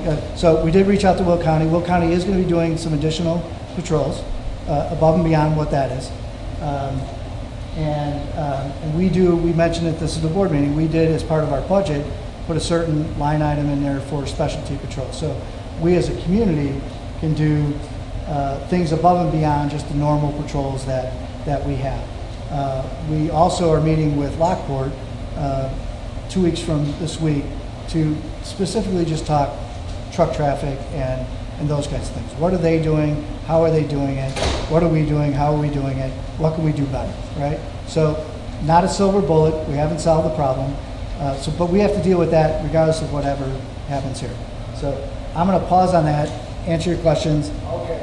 I think what was not anticipated, when Lockport set up the warehouses on 151st, then they put warehouses down by 163rd, and now north of 151st and over by 171, another big area. They didn't expect all this intermodal. In other words, if they've got part of a load at one system, they go over to another. You're getting not just out of state or out of the area trucks. I think you've got trucks going back and forth in order to fill a load. And as a result, that's going to continue to increase traffic. In other words, they go down to 163rd, they go up to 151st, and when they get built over at 171, let's go get, I mean, you're going to have continues. It's, I mean, 163rd hardly got started, and all of a sudden, we got trucks going back and forth. FedEx is naturally going to use what they can. Right. So no doubt there's a lot of traffic from these various facilities. I don't have a handle on all the different users in there. We have to deal with it, right? It's not in our community, but we're getting the overflow, if you will. So, you know, part of how we want to try to deal with it, you know, again, there's no one silver bullet. It's a lot of it's going to be through enforcement, right? That's going to have to be with Will County Sheriff, which we've talked about, with Lockport on what they're doing. A lot of it is education with the businesses to try to explain which way they go. A lot of it is correcting the GPS systems, which we've tried to do. It's not perfect, and you know, so again, sans what happens with this development, we still have those issues that we have to deal with. And go ahead. No, here's the problem, and everybody's telling me I'm out of my mind. Okay, he's plopping down what was supposed to be a gas station. Now he has a truck refueling station. Correct? Okay. Can I just ask you to, sorry. I know where that question's going to go. Can we just focus on, I'm just trying to. I'm focusing on the traffic. I gotta, let's hold off till we jump back to that side. So let's just. Let me make my point. You can make yours if I can make my point. Everybody's telling me that I'm out of my mind. Okay, that there's not going to be a problem because I have no problem with you guys putting in a gas station. I don't want, you were voted down by the Planning Commission 4-0. They told you to take out the truck refueling stations and you can put up the rest of your gas station. I'm not trying to shut you guys down. You'll still make money. You're the only facility that side of I-355 that'll have food, gas, donuts, everything they need the commuters to go on. That truck refueling station goes in. Everybody tells me I'm nuts. At 163rd, there's currently under construction 1,485,000 square feet of warehousing facility at 163rd, 4 blocks from your station. Okay? We got 151st. There's 9 buildings down there with a grand total of over 2.5 million square feet. And there's only 4 buildings that are operational. Okay? Pro Loaches has now been authenticated by Lockport. That's going to bring in 400 trucks a day at 151st and Arch Avenue with less than 2 miles. I've been dealing with illegal truck traffic for a year and a half. You think by putting up a yard arm sign, these truckers are, oh, there's a yard arm sign. I can't go that way. It's a no truck route. There's 3 signs up there now with an international no truck route if you don't read English. You don't think that with all these facilities, within a mile of this, all these tractor trailers aren't going to be running up there to get fuel? They are. They are. Don't tell me they might be. They are. So the question on that is, the Planning Commission voted it down with a recommendation, just remove the diesel fueling base, you get everything else. You're still going to make a profit. It takes care of the problem for us. We still have to get enforcement out there for the idiots that are still running down that road. But I don't want to draw more because there's a diesel refueling facility there. And everybody's telling me nuts that it's not going to happen. The creep is already beginning to happen. Drive around Lockport when these drivers are out of meter time. They're dumping in anywhere they can to overnight. They're sitting there idling in the Walmart parking lot. Anywhere where they got 24 hours where they can get a bathroom, something to drink, something to eat, and park their trailer. As this development gets a little bit bigger, there's going to be more pavement there. You don't think truck drivers out of meter are going to pull in there, fuel up, and then sit either on your site or just off your site? They will. Who's going to enforce it? Are you guys going to go out there and enforce? Hey, get your truck out of here. When I go up there at 2 o'clock in the morning, there's 3 tractor trailers in the parking zone that's for automobiles. They're out of meter time, and they're going to sit there overnight and night. And all those fumes coming off the prevailing winds are wafting right down the hill into my house. Everybody's telling me I'm nuts. I'm not nuts. I'm already seeing it happen. And that's the problem. It won't happen. The mayor tells me, oh, it won't happen. Is he going to monitor it? I live there. Are you going to monitor it, sir? Are you going to come out and monitor your station, make sure your trucks aren't parking there? And I don't? Are you going to take time out of your life to come out and monitor that for me? as a matter of fact, our Just like, oh, your people are hazmat techs, and now they're also police officers. They're supposed to take care of any spill. Do you know how many times I've gone to a gas station for a person that's making minimum wage for a spill that they were supposed to take care of, and I had to go out there and take care of it for them? You're asking a lot for your people. I've gotten, like you said, I've been threatened by these truck drivers because I've yelled at them. You think your person's going to go out there and tell them to get off the property and the guy's going to come out and threaten them in the middle of the night? They don't have powers of arrest. That's my problem. Everybody's telling me that I'm nuts. I'm not nuts. Again, and this is getting to be a full-time job for me. Most of my neighbors are retired. I mean, most of my neighbors are working. I'm lucky enough to be retired, so I'm the one being the front man on this stuff. You guys do this for a living. This is your job. I still have to keep mounting defenses against this. I thought we wanted the planning commission. All you did is reroute the truck traffic through your site. That doesn't take care of the problem. The diesel refueling bays are going to draw trucks there like a magnet. You can't, Pro Loaches is 400 trucks a day. You only have 2 operational buildings 4 blocks from it, and there's only 4 operational out of 9 down here. When those things get fully going, you don't think a truck driver that's sitting at 151st and Galvard and know there's a fueling station 8 blocks down, he's going to go out 143rd, go up on the expressway, come around and come into your fueling station? I've spent a year and a half on this of my time. The last time I wanted to waste a day and count trucks that are coming down that road, I gave up at 18. Okay, that was at 1 o'clock in the afternoon. I started at 8. Okay, this isn't running down in front of your guys' houses. Okay, it's running right in front of my house. And again, I've warned every council member, I've warned the village, everybody here. There's a bus stop at the bottom of that hill. These trucks, these trucks are coming. I've clocked them at 55 miles an hour. It's not that it's your problem, but they're going to be coming. An 18-inch thing's going to. I've seen truck drivers grow.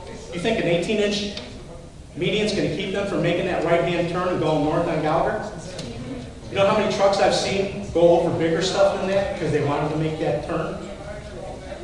So again, I'm saying that I'm tired of people telling me that I'm nuts. Don't you think, though, most of these trucks, and I'm not saying there's somebody's going to wander down there and refuel. Most of these truckers are leaving wherever they're leaving in the morning. They're fueled already. They're not going to come by us to fuel up. They're coming through 24 hours a day now that RJW is working around the clock. They're coming down Galvard. I understand that, but we're not there. What? But when you're there, these buildings haven't gone into effect yet. There's only 4 buildings working. You don't think when there's a truck refueling station 8 blocks away from the warehousing facility that I'm not going to go back down there? Are all these trucks, are they starting at that point, or are they coming from somewhere I have else? not a clue. I don't have their routing manifest. No, why They're do just you, rolling down Galvard Road from 159th to 151st, and I get about a 20% return rate going the other way because they're too stupid. I watched the one guy driving from 151st to 159th, get back on the expressway and head back north. I'm 100% sympathetic to what you're saying, but it sounds like then that becomes an enforcement issue, doesn't it? I've tried for a year and a half, but I don't want anything that's going to draw more trucks. These buildings aren't even operational now. And you put that truck refueling station, it's going to draw like flies to a sugar cube. And you guys know it. But sir, you stood up at the last meeting and said, this is not the business that I'm looking for. It's only 1 to 3% of my business. I don't know, that's not correct. That is verbatim. I got that. No. I heard that. That is verbatim, sir. No. I'm not trying to solicit and entice the people that are down in the distribution centers to drive down the illegal street. I'm not after that business. Okay? All right, you're not advocating, but it's going to happen. I'm after the business on 159th Street. And if they wanted to get off the interstate and stop. I don't want anybody driving in front of your house. But you know what? In such and such a way, that's another issue. That's not our issue. We're trying to stop every truck. The only thing we're talking about here is trucks, because really, that's your only concern. All the water and all that stuff is all taken care of. Okay? According to you guys, you say it is. Okay, all right. I'm a good businessman. I'm a good neighbor person. Okay? I'm going to make sure that nothing happens. Okay? I'm not going to operate a car wash and take a chance of sucking your wells dry. Okay, I'm not that kind of person. Okay, okay, that's not I gonna don't know happen. you from Adam, But so. your truck issue is, maybe in a rough way, is not our issue, okay? And we're stopping the trucks from coming out and going down Calvert Road. And another thing, you can laugh at me if you want. I'm not Okay, go ahead, Mike. All right, I'm not I'm gonna laughing, tell you I'm another frustrated. thing. I'm gonna tell you another thing for somebody that's around 7 days a week for years on end. The worst thing, I think, take the truck island out, now the trucks are gonna show up. Now there's nowhere to go. Now you got a bigger mess. Because they're gonna come. They're gonna park on the side. Hey, how do I get to the distribution center down the street when I see a 7-ton, That's not my problem. no, now it's our problem, and now we have no place to put the truck. All right, Because so- because we're giving the trucks an option to get off the street and get back on the right street. But for the trucks that don't go, that do go down the street, right on the bottom of the hill is a school bus stop. And it's not one, it's not two. They're going down the street No, if if we're they're there or going down not there. Galver, 40, 50 miles an hour when it's a 30-mile thing, all of a sudden they're on the hill. We didn't run them down there Not at 50 you. miles an hour. Okay, so this is what I was All right, trying to get this at. is- Hold on one sec, Terry, hold on one sec. So, No, I got my moment here, okay? I'm tired of being told I'm crazy. nobody's saying you're crazy. Well, I'm getting all these, it won't happen, Tim. So, here's what And who do I go to when it does happen? Do I go to you? Let me finish. Do I go to you? Do I go to you? Who do I go to? Who do I go when my house value goes down? When all these trucks are ripping and roaring up and down Galvin Road, and it's going to happen because you guys are selling. You guys are you're a heroin dealer at the top of the hill. They're going to come to you. All right, so here's I'm not selling diesel. You're selling diesel. Let's keep it calm, right? I am calm. Let's not use He's selling incinerating. diesel. He's going to draw every truck So from we've got, every as I thing. mentioned earlier, we've Well, got, actually, Tim brought up a good point, and you did too. You said you're providing a spot for them to turn around. Yeah. Provide the spot, take the diesel pumps out. They don't need to refuel there. You can still provide the spot. You're also giving them an opportunity to turn left into your station when they're headed south on Grab a Galvin. donut and go right way. How about the trucks and the landscaping trucks and people that are on 159th Street that want to come Well, in? they put in a small diesel pump like the rest of the gas stations Yeah, out there's tractors there. and You don't need a trailers on two-lane 159th. thing for diesel. Just have a small There's diesel tractors pump. and trailers on 159th Street. There's Every gas landscaping station trucks out there's with got a small trailers. diesel pump where they sit there, all these landscaping companies go into Speedway, and they got diesel pumps right there. They fill up every morning, I watch them every morning. They don't have no two-lane thing to refuel trucks. Okay, I've been through this before, okay? Recently, okay, on Harlem Avenue, okay, the same thing. The trucks don't drive down the street. And if they drive down the street, boy, it wasn't us.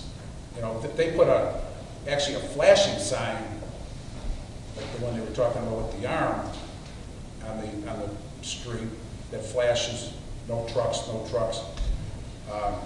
But the truck issue is, in my opinion, it's going to probably get worse because, in a matter of fact, something else I probably shouldn't say, you probably should have went to Lockport before all those things got built if you didn't want the trucks, because that's all they are is trucks. So we're trying to stop the trucks, give them a place to turn around. Well, you're giving them a place to park. They're not parking. It's not a truck stop. Okay, they're not parking and there's. But you can't give them a spot to turn around, just take the lanes out. Just let them pull around, and if that's what you're saying, then I agree, yeah. Do that and have a separate pump for the landscape people. That's fine. Then you just get rid of those pumps. That's all. So we stop them from coming out and going north on Gulf.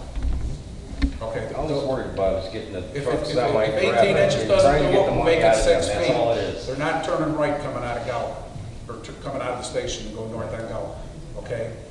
We took that problem away, okay? The other problem, you gotta talk to Will County, the police, the village, or whatever, that I just don't see see that on us. Okay, so obviously we have a truck issue on Gauger, right? That's an enforcement issue, along with other things that we might be able to do with or without this development, right? That's what I was trying to separate the two subjects. And this development is going to exacerbate it by a factor of 10. As soon as the rest of those buildings go into operation, every truck driver within 2 square miles is going to be blown down Gauger Road to get fuel. And we should be handling the enforcement issue. I've tried for a year and a half. Well, we're doing what we can and we're trying to do better. That's all I can say. So what the board is ultimately going to consider, so in next steps, why don't you move BJ to the next slide, or the last slide. So, you know, this again, informational meeting. I really appreciate you guys coming out on a night that you didn't have to. Margaret, I'll get you in a minute. And I'll get to you too. I'd just like to offer one solution. That's close Gallagher at the top of the hill. Saves the bus stop, a Freightliner hitting a bus at Shady Lane. It saves the trucks coming through. It saves the environmental impact on Oak Prairie School. It saves a lot of issues. Close the road. Thank you. There you go. Let me finish my thought and I'll get back to that. Margaret, just hold 1 second. So, okay, I know, I'll get right back to it. So we, again, just to finish up, we do obviously have an enforcement issue, right? Again, with or without this. The developer only has so much control, right? You're absolutely right. If they have truck refueling, trucks could go to their site. What they, yes, could. What they've got control over though, as a developer, is how they have their site laid out and how trucks can get in and out. What the board, what I was trying to get to, is what the board's ability when it comes to the board, and we don't have anything on tomorrow's agenda. We've got a plan to go before the board on the 14th. The board is going to hear all the different special uses, and then they're going to make a decision. They're going to make a policy decision on what they want to do. So, you know, you're right, trucks can go up and down Gauger, right? That's still an enforcement issue, right? They could have a McDonald's there instead of a gas station, and a trucker might want to say, I'm going to McDonald's, and still go up and down Gauger. So we have to deal with the truck issue on Gauger, whether it's this, whether it's a hotel that gets built there, whether, whatever. Okay, so we know that, and we have certain enforcement methods that we can do. We're going to step those up, right? We want to solve the problem. We can't have somebody out there 24/7, but we definitely can step up the enforcement. Okay, so we're talking 24/7 of the, that you gave me on the enforcement activity here. So from January till May, we had basically 85.916 hours worth of enforcement now in Cal. On that specific one, yes. In 4 months. And you wrote 595 citations for everybody. As I told you. Just so that's since January of the previous year, so it doesn't make us look any better. I just want to make sure. That's 70 weeks. That's over 70 weeks. And you can only. 5 hours and 70 weeks. Right, just on that specific road. So, and sir, Will County has a traffic division that's dedicated to traffic issues only. There's 7 members in that unit. I don't know what their contract calls for, whether it's an 8-hour day, a 12-hour day, okay, what they get for lunch, what they get for breaks. But 7 officers, you're talking 8 hours a all day. of Will County. Right. But again, can we get an enforcement? I mean, I've been trying for a year and a half. Sure, we are getting special enforcement through Will County. And what I would say is that when... I need consistent enforcement. I agree. But when I had a previous slide up there that talked about the amount of square miles that Will County has. I understand. So 7 officers over, I want to say it was 450 square miles. That's a lot of territory for 7 officers. And I'm just saying, it's not perfect. They're always sitting on 147th Street. But why exacerbate the situation by, you know, saying I don't want bees in my yard, then put a honey pot out there? You know, what's the point of that? I get Why that, make it worse? And I get that in as a property owner, you have rights, right? As a developer trying to buy property, they have rights. And this is their process that they're going through to try to do a business that they want to do. Margaret, I'm going to go to you, and I'll come back to that because she keeps raising her hand. Talking about rights, as a community, we have rights. Absolutely. As Homer Glen also has rights, and Homer Glen could turn this down. Absolutely.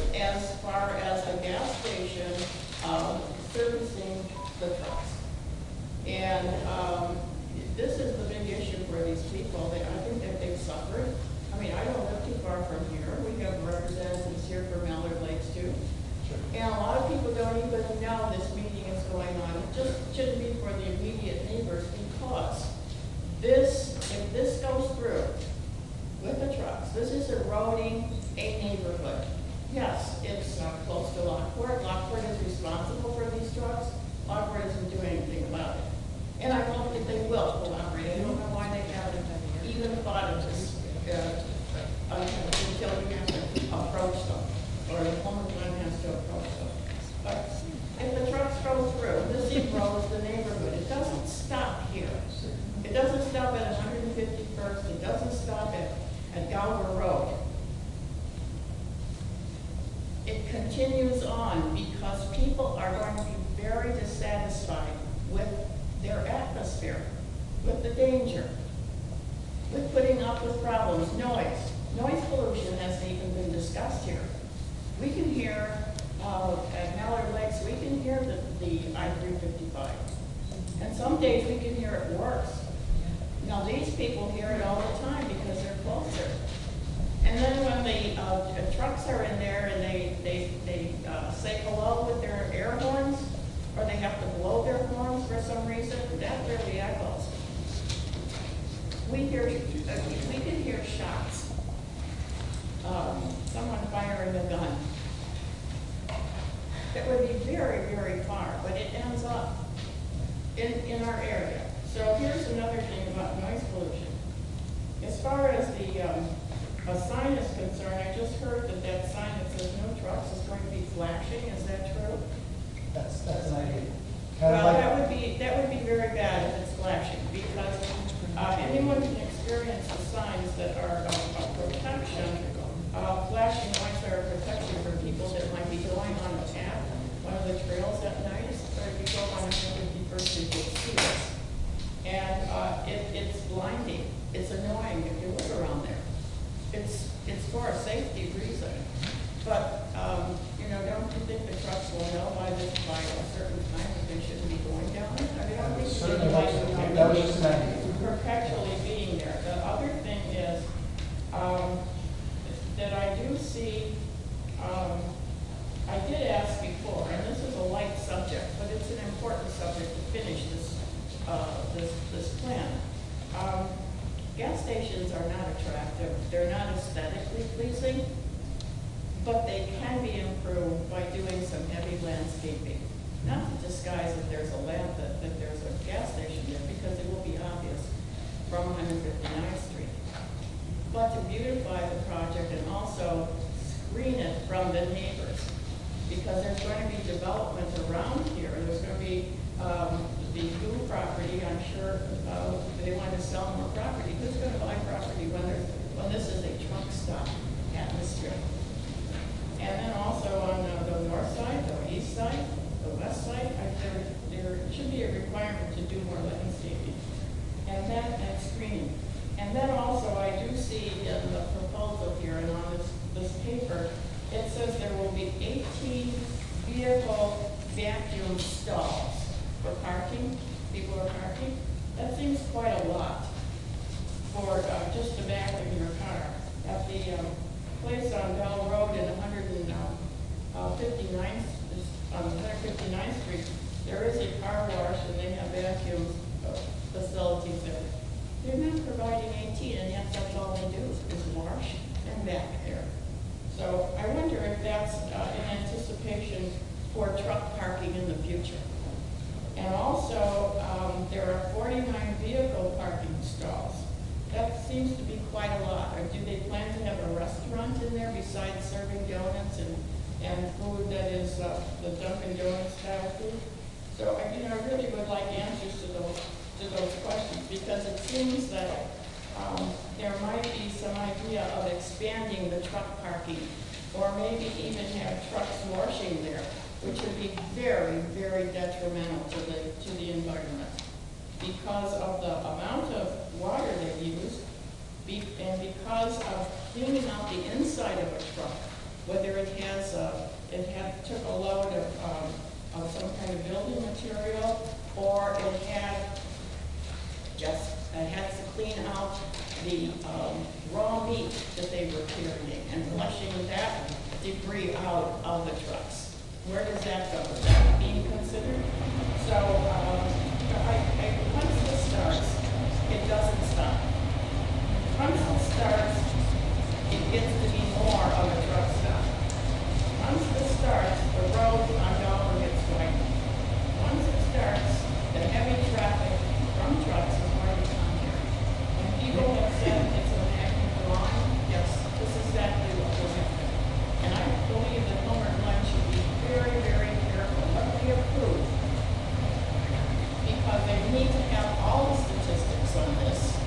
need to know what it does to their neighborhoods, their people, and their future.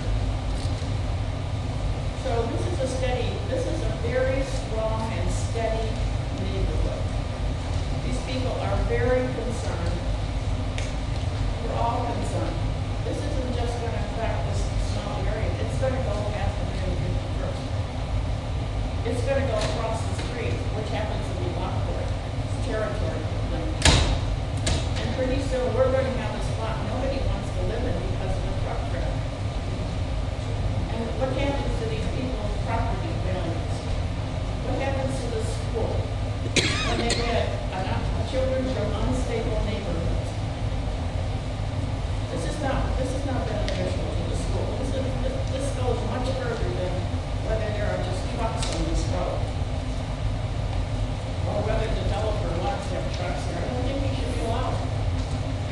I understand that there are some diesel, there are trucks that are small trucks, delivery trucks, and so forth. But those, as you mentioned, those are small stalls. They are not fit for trucks.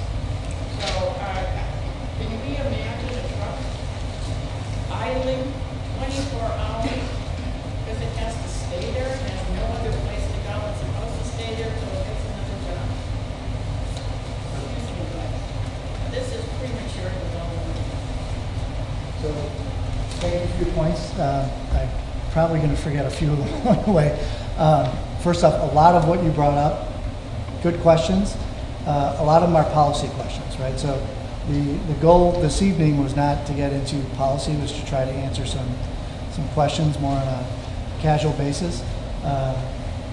So some of the points you brought up is not for me to try to give you an answer for. What I would say, a couple of them, there is so in the convenience store location, there is a proposed Dunkin' Donuts. They do have the ability for a small, I'll call it fast food type place. It's got to fit within that envelope, obviously. In other locations, they've had subways and things of that nature. So that kind of use, I'm sure, is something they'll try to attract.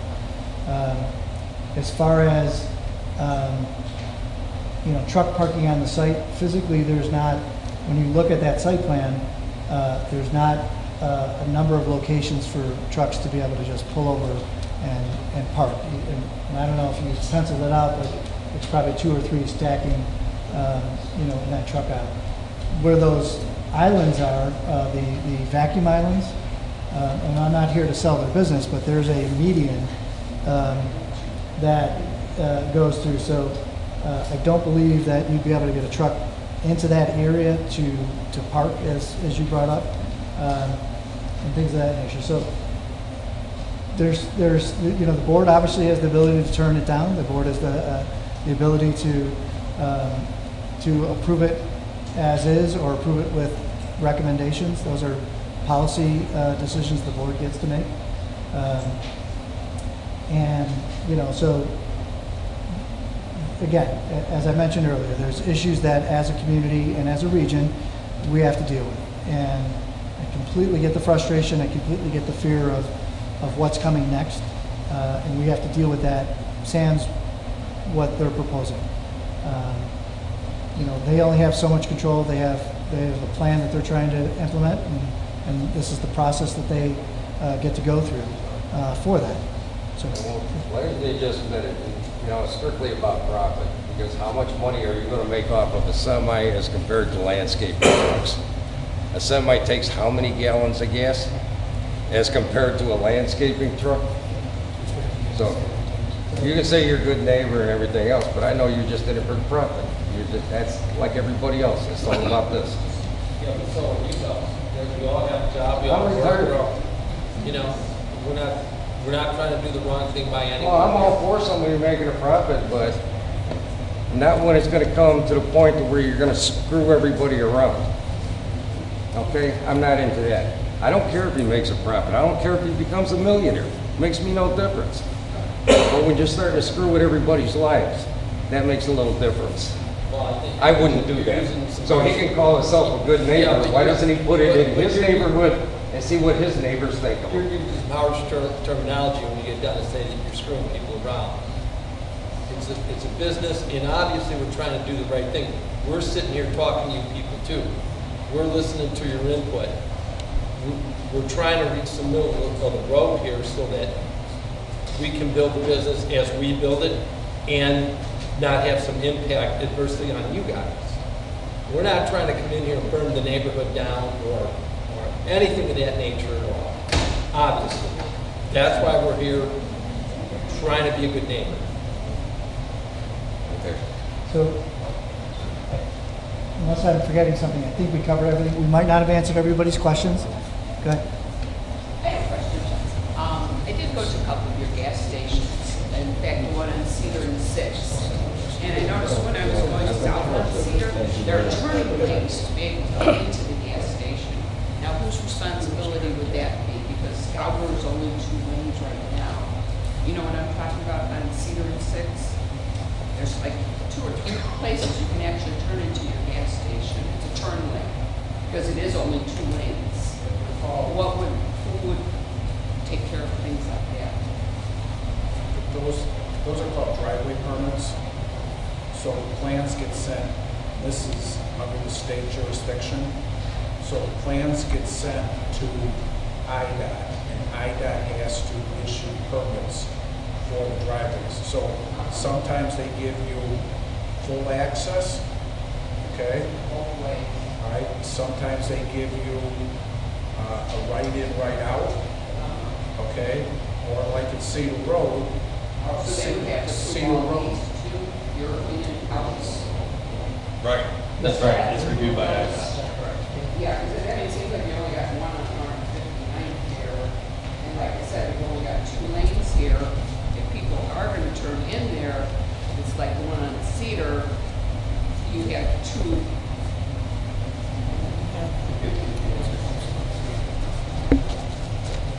If you're coming south, subdivision through here, we only have 1 lane going this way, 1 lane going that way.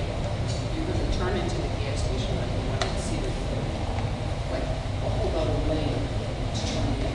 But what the permit processing does is the state would rework, just for example, would rework the striping, the shoulders, they might widen this out. That's what I'm put a wondering, turn like, lane to in. see would widen that intersection. That is,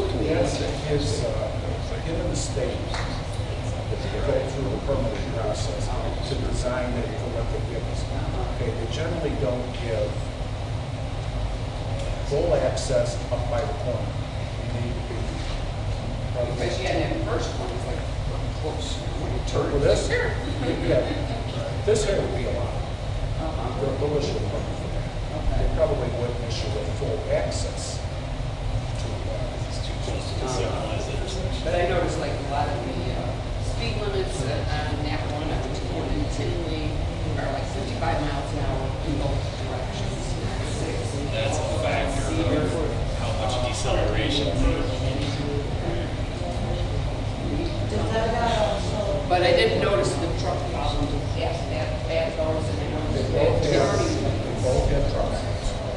right, but no side streets that said no trucks. You know, they can't go either way. We fuel trucks at both locations. Right. And we have no truck issues. Right, but you also don't have any signs in that area that says that trucks can't go down any of those streets, like out. Those aren't our signs. Right, I know, but I'm just saying that Those are truck this routes. is, now you've got. But they're on Harlem Avenue. Now they go down. Go to the one on Harlem Avenue, they got signs, don't go down the street.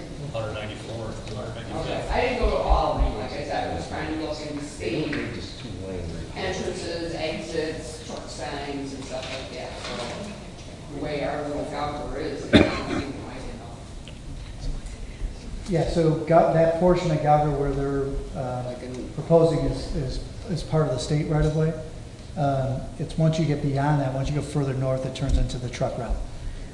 Right, I mean, you know, but I just thought Right. the intersection obviously had to be widened Actually, I think that the way it is, or the way it's going to be widened is part of the state improvements. So anything they do, I don't think it's going to be above and beyond that. And those are different areas that you've mentioned. They're, you know, whether it's a state road or a county road and all that, each different jurisdiction will look at it for its own specific, you know, traffic flow and things of that nature. So, I mean, that's something to think about, you know. yeah, so the state's going to review all 3 of those locations because all 3 of those are on the state road. So they have jurisdiction over what they would give and how they go through the permitting And if process. they need turn lanes. Right, so there's actually, you know, so it's hard to picture now because it's not in. There's actually going to be a turn lane. So if you're on 159th Street and you're going west, there's going to be a turn lane to turn onto Gauger, right? And so that's part of the reason the state. Yeah, I think we already have. Yeah, so it actually, yeah, and then a non-mountable median. That's another reason the state's going to have a non-mountable median up to a certain point, so they couldn't physically get an access across 151st or 59th at that location. So that's why they would only consider normally a right in, right out. And similar to the other one, you know, the first exit on Gauger is too close to the road, right in, right out. The second one's further away. They probably could get a full access, but because of the truck issues, not a perfect solution, but we've got them directing traffic back to 159th Street off their site.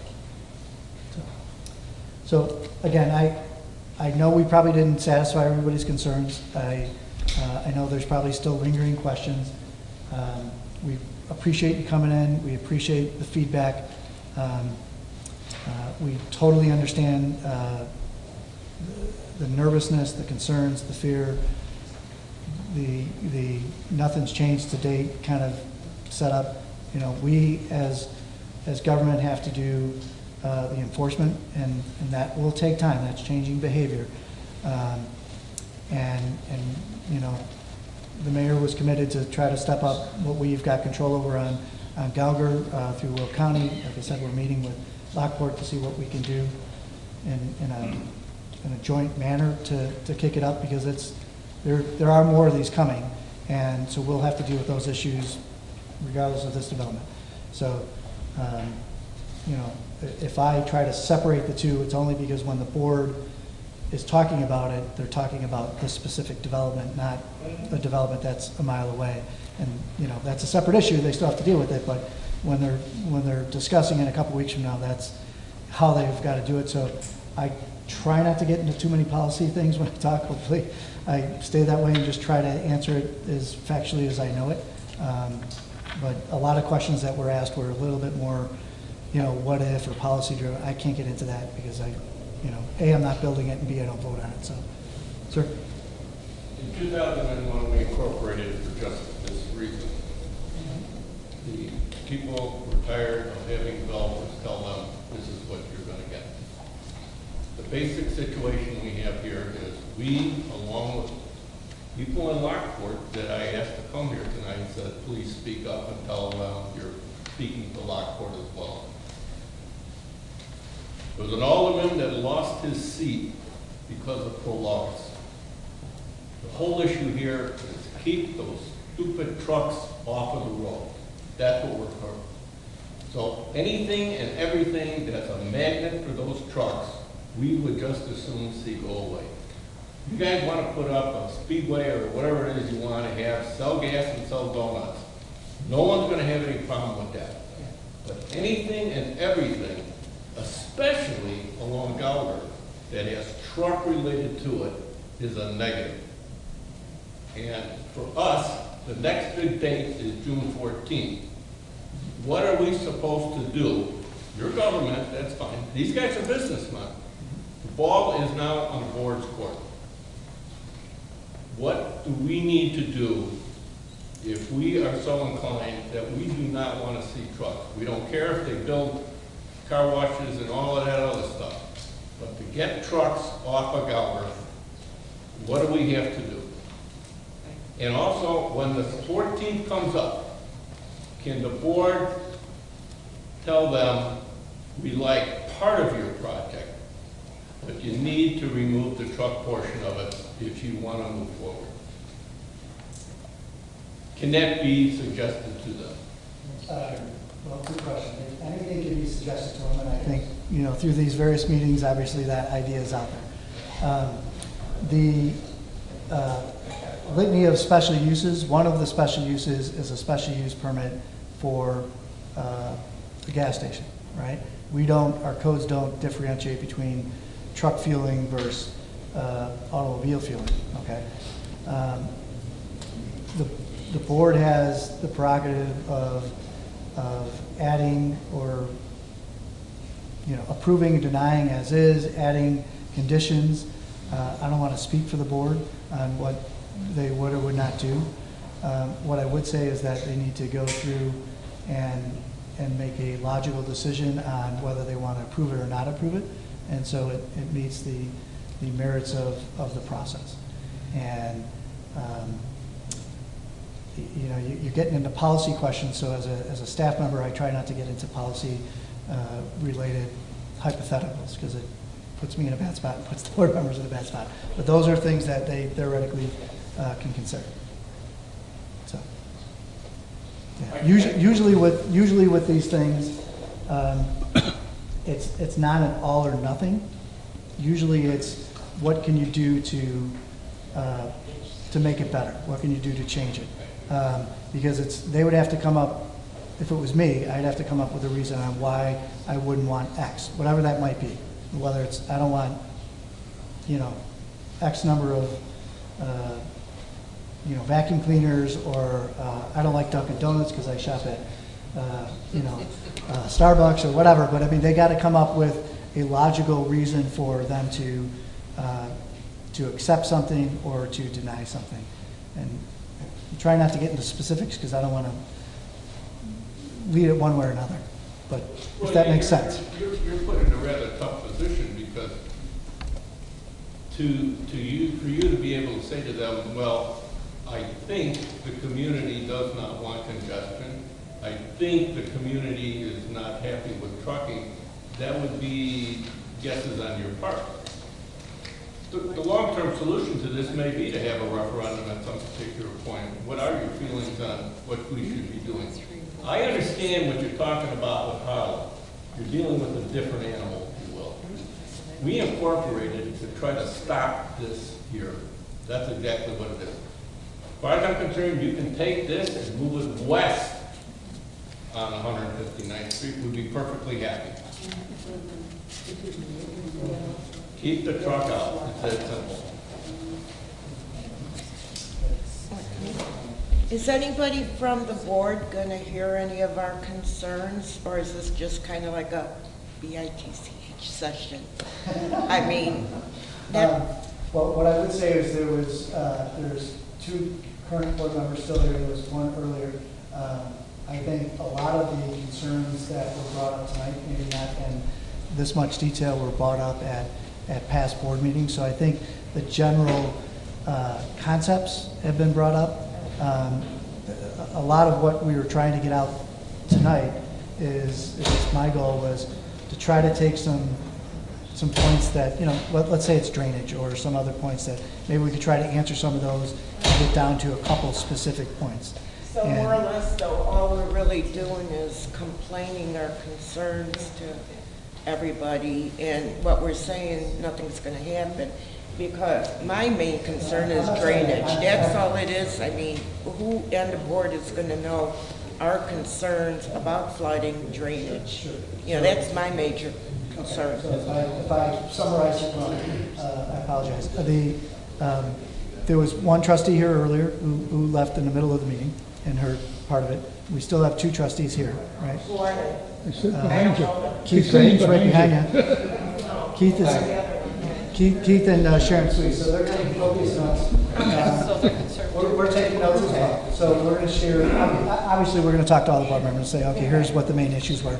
I might have summarized that the drainage is not as big of a concern as the truck issues, because that's what I've heard. The drainage is a bigger concern than the truck issue. Okay. Or as a resident.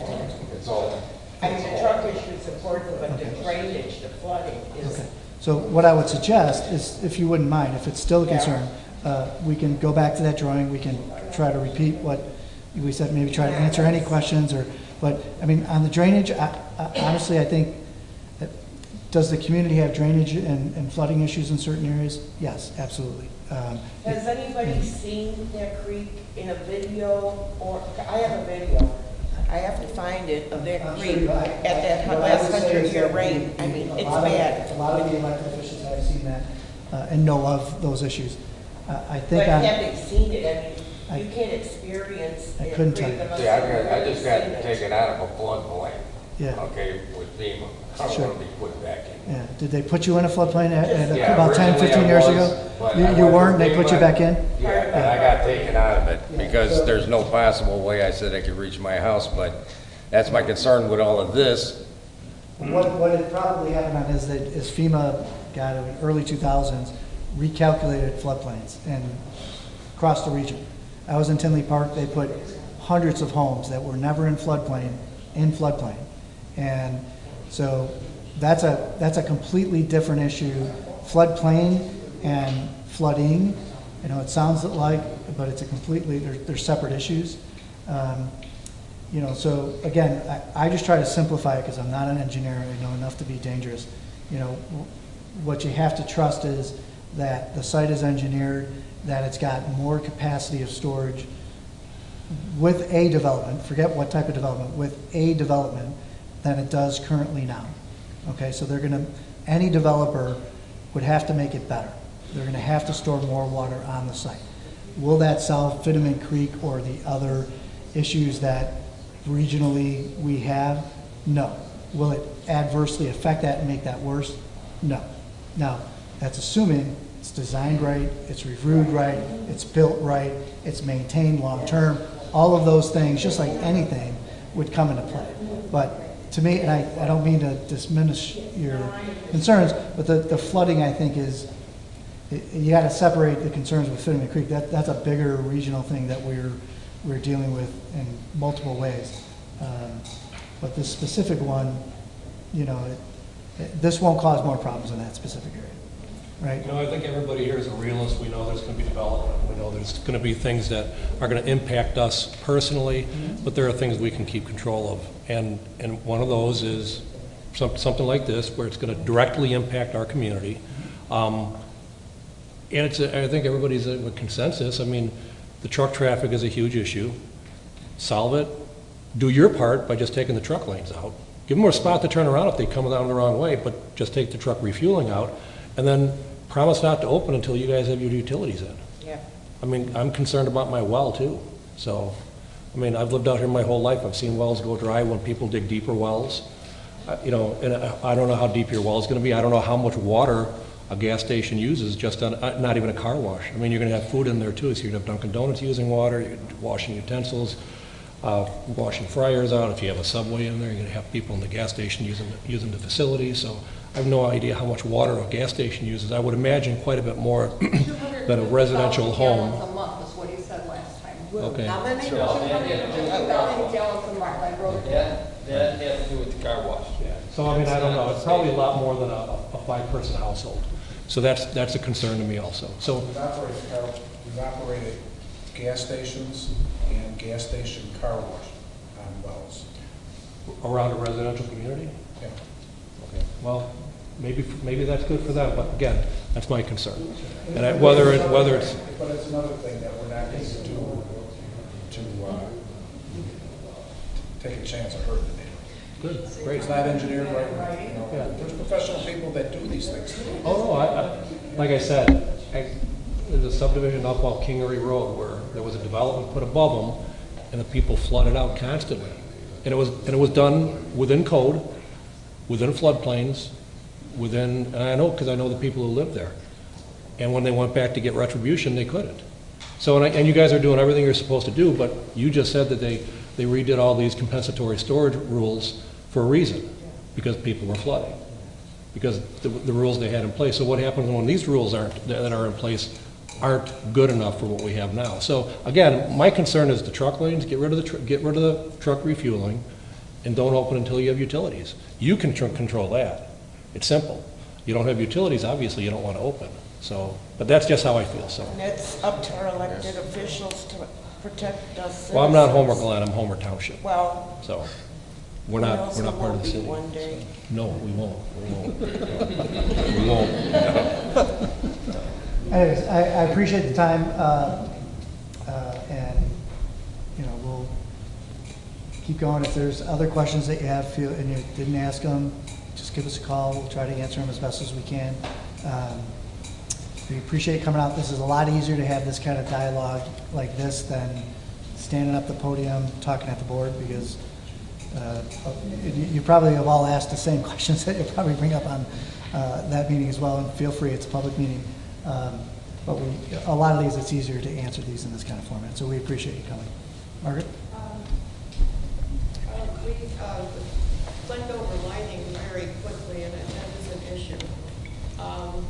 And it can be an issue, it doesn't have to be an issue, but as far as this, there wasn't any, I tried to see the small print on the page. Couldn't read that photometric plan, the little 6-inch. Well, the chart there, I didn't see anything about what the color of the lights would be. And that's really, it's really important, so you We've can got tell me what the their lighting plan went through, I think we showed it to Sharon, but the lighting plan did go through our consultant, and they did get a letter saying it meets our lighting plan. I'm not an expert in lighting code, I want to say it's probably 3,000 Kelvin, if I'm using the right terminology. What CCT were they using? Sorry? If they're using LED lighting, what is the correlated color temperature reading that they were using? I believe it's 3,000 Kelvin, if I'm interpreting it right. I don't have that. That's our ordinance. Right, so all I know is that they're not asking for any variances, and it's meeting our dark sky lighting requirements. So I'm simplifying it just because I don't have that, I don't have the plan memorized, and I don't have our code memorized to that detail. But that was something that they cleared up in the beginning. if we've seen CMAC, excuse me, but the Chicago Metropolitan Area Planning, something like that, has shown that in 2040, or I don't know what exact year that is, but there are a lot of truck routes out here. And this is what they anticipate. And then as far as the Will County Economic Development Commission, if that's the title of that one, it seems that they are pushing, they've had their open houses and so forth, and they are pushing for trucks. They're pushing for truck routes for planning. And one person that was at the meeting had said that Mr. Grueling is saying that there's a lot of open land out here. And what does that what does that tell you? Sure, That so- they want to have more trucks out here. Will County does have I think that's a joint project between Will County Planning and then the Will County CED, Center for Economic Development. And I might not use the right term, but they've got something, I think it's a 2040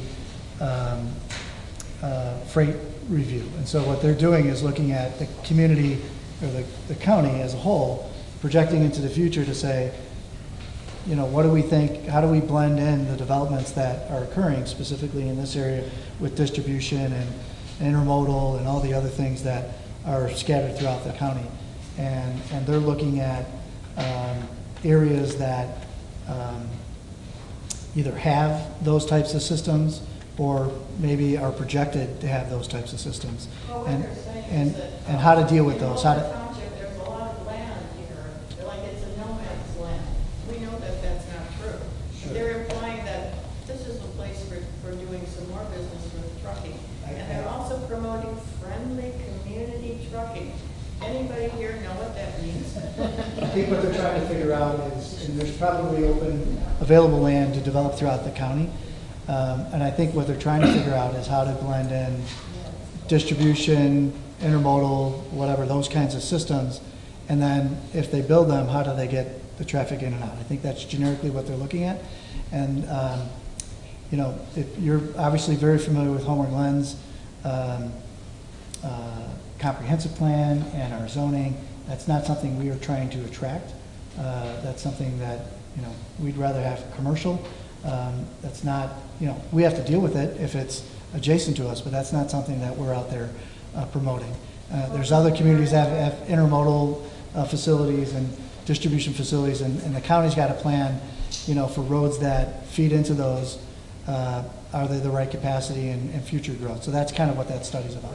You are correct. We're not that kind of community, nor do we want to be that kind of community. And as Randy Juris had said, we fought this kind of thing before we were before we were incorporated, and didn't have the right to fight, if you might say that, and didn't have any right to an opinion that anyone would listen to.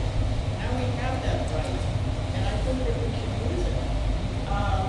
And if Gallagher Road, if this truck traffic isn't stopped on Gallagher, and if this plan here is approved with truck servicing, what will happen is that Gallagher Road will become an official truck route.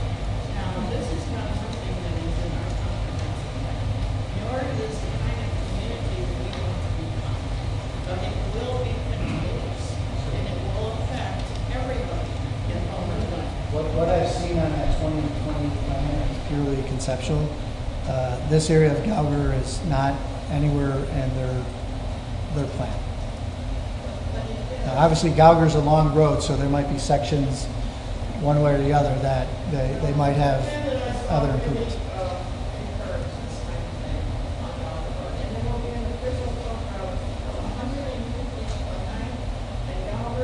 All the way to 143rd. Not according to the plan that I saw.